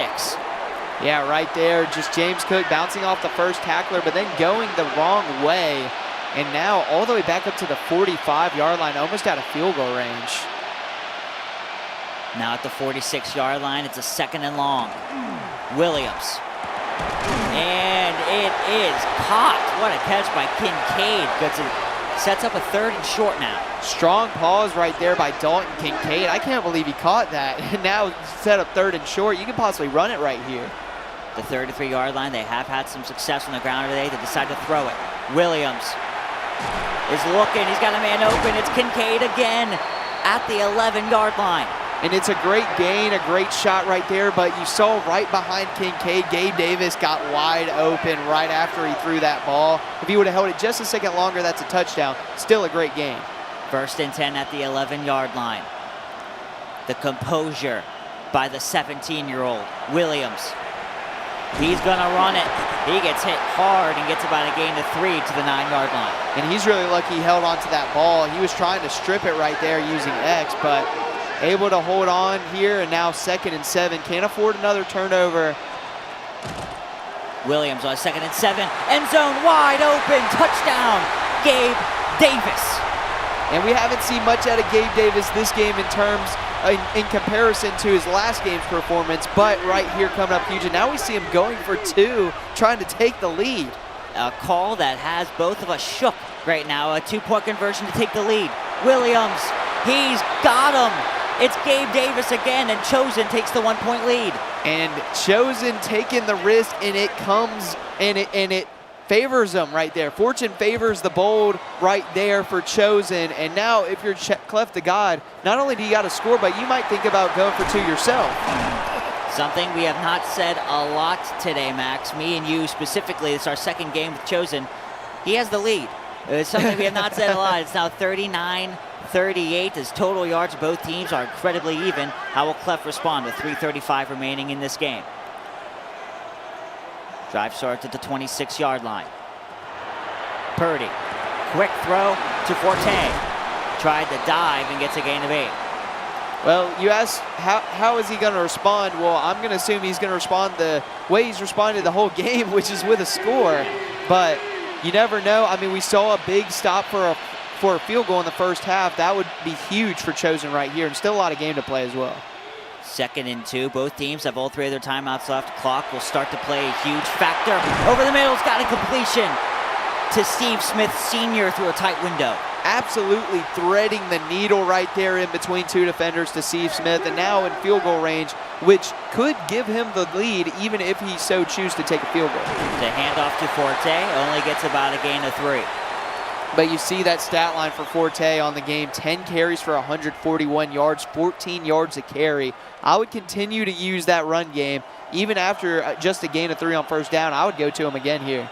Playing the clock right now might not be a terrible idea if you're Clef the God, right? Limit how many times Chosen will get the ball back on a 2nd and 7. And he is going to be brought down. No gain on the play. Good job of stepping up in the pocket by Clef the God, but even better job by Chosen once he decided to take off and run with it, able to close that valve and not let him go anywhere. 3rd and 7, 2-minute warning. If you need to go to the bathroom, hold it. If you're hungry, wait. You don't want to miss this, a 1-point game. Purdy gets the completion, breaks a tackle. Big time play to get the first down. Tyler Warren again. And we talk about Kyle Juszczyk, I mean, sorry. Kyle Juszczyk, another cold white boy making a play, not Tyler Warren, but Kyle Juszczyk, the best fullback, I would really say, of all time, up there with Mike Allstott. But looking at the rest of this game, we've talked about the maturity of both of these guys, Chosen and Clef the God. It's really all going to come down to IQ in the last way that they play this game. A minute and a half to go, 1-point game. It's a 1st and 10 handoff. Forte immediately swallowed up, and there's the timeout. Chosen calling his first. And I was about to say, does Chosen call the timeout or does Clef the God call it right there? Because we talked about who has the ball last. Well, Clef the God could still get 2 more first downs and run the clock out. 2nd and 2, he decides to step up with Purdy, slides down.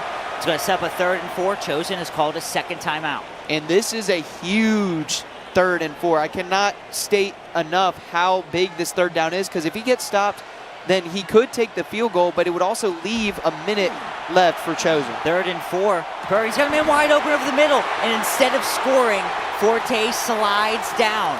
And I think that is very smart out of Clef the God, because Chosen only has 1 timeout left with a minute 4 to go. He can run this thing all the way down. And he's planning on it. He's sent up the QB kneel, so he's in chip shot field goal range. Chosen has 1 timeout left. That's his last chance of stopping the clock. So Clef very content with letting this go, Max. Well, it's going to come down to a chip shot field goal, which in Madden usually is a gimme. But if you're Clef the God, what a drive. I mean, we were talking about, like, what a big 2-point conversion right there by Chosen. And now if Clef the God scores, because I believe there was about 4 minutes left on the clock once Clef the God got the ball, but just taking his time down the field, taking what Chosen was giving him. And then before we know it, oh, wait, there's 24 seconds left on the clock, and he only has 1 timeout. And now he's running a play. So it looks like running a play. It is going to be a handoff to Forte. Gets taken down immediately. Chosen does have that 1 timeout left, deciding not to use it. It will set up a game-winning field goal. And we'll see if Clef the God even decides to use it. There it is.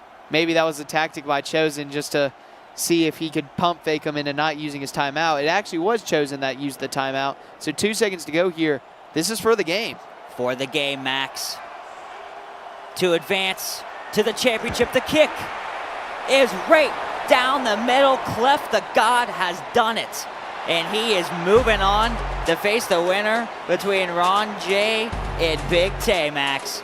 I mean, you see the sportsmanship. That's just what a game. Once again, another instant classic of a football game. A battle of the wits till the end. And ultimately, it was Clef the God that came out on top. And he will go on to face the winner of Big Tay and Ron J. And I also wouldn't be surprised if he's the favorite going up into that matchup as well. I agree. We're talking about Clef the God, who came into this tournament, of course, ranked 8th in Madden. And man, what a game this was. I want to talk about Chosen real quick, though. I mean, what a run the 17-year-old went on, Max. Yeah, absolutely. I mean, like, you know, Chosen came all the way down here to the fortress here at Full Sail University, and he, you know, gave his heart out. shout out to Chosen. Also, shout out to our boy, Will Barbera, who is just on the A stream down in the Fortress right now. Our boy Will, in the same program as us, the Dan Patrick School of Sportscasting, doing big things. And, yeah, it's just been awesome to see. It's been awesome to be a part of this all season, as this will be also the last game that me or you call until the next season rolls around, or until, EA, if you want to, maybe pitch in some for a flight, pitch in some for a hotel for Super Bowl weekend. I'm just joking. But seriously, shout out Will. And, yeah, shout out all these players. I mean, Chosen, like I said, put his heart on the line right there, went for 2, gutsy play. Just ultimately, it was Clef the God. There's a reason he's the 8th all-time ranked player in Madden, and a reason he's made over $350,000 in career earnings. He's been the guy. And with Wesley out, we'll see how the Ron J and Big Tay matchup goes on. Can Ron J continue the Cinderella run, or can Big Tay continue that hard-nosed defense? We will see. But the winner of that game will have to go up against Clef the God, a guy who we just saw put on an outstanding performance in terms of IQ late in that game, having the wherewithal to go down inside the 10-yard line and then run the clock out. Because I feel like a lot of players would, including myself, just see the golden arches in the back of that end zone and be like, hey, it's my chance, and score a touchdown. But that would have left a minute on the clock. And with Chosen, that's way too much time for an offensive mastermind like him. So Clef the God, really gutsy performance by both players, and I'm excited to see who wins this entire tournament and gets a spot in that Madden Bowl. Yeah, we just have that championship game left, but won't be from us. So this is the last you're going to be seeing from us. Hugely honored to be calling this event. Huge thanks to EA, to Full Sail, really everyone that had a trust in both of us and Will Barbera to be part of what really is such a cool event. And really, I mean, we talked about it was an amazing tournament, and expect an amazing championship game for Ethan Coulahan. And Max Mesman. Good night, everybody. Thank you.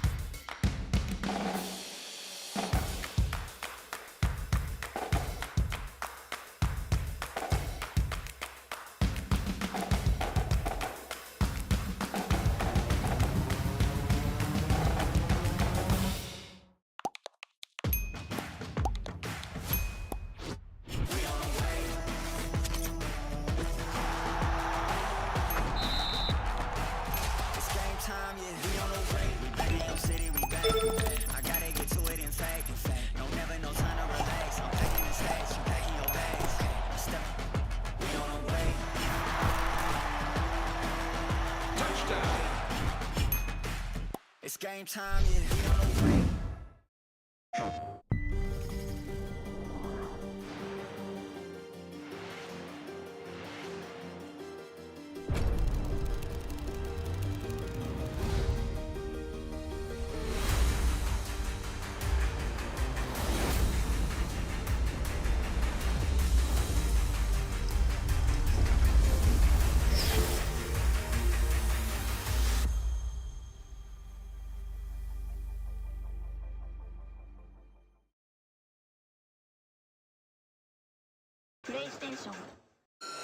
Full Sail University is proud to host this year's Madden Championship Series on our campus.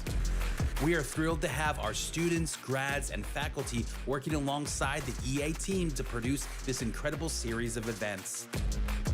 We also want to congratulate EA on the release of 2 of the season's biggest games, Madden NFL 26 and College Football 26. These games feature the work of more than 40 Full Sail grads who contributed their skills in development, engineering, design, audio, animation, and more to the iconic series.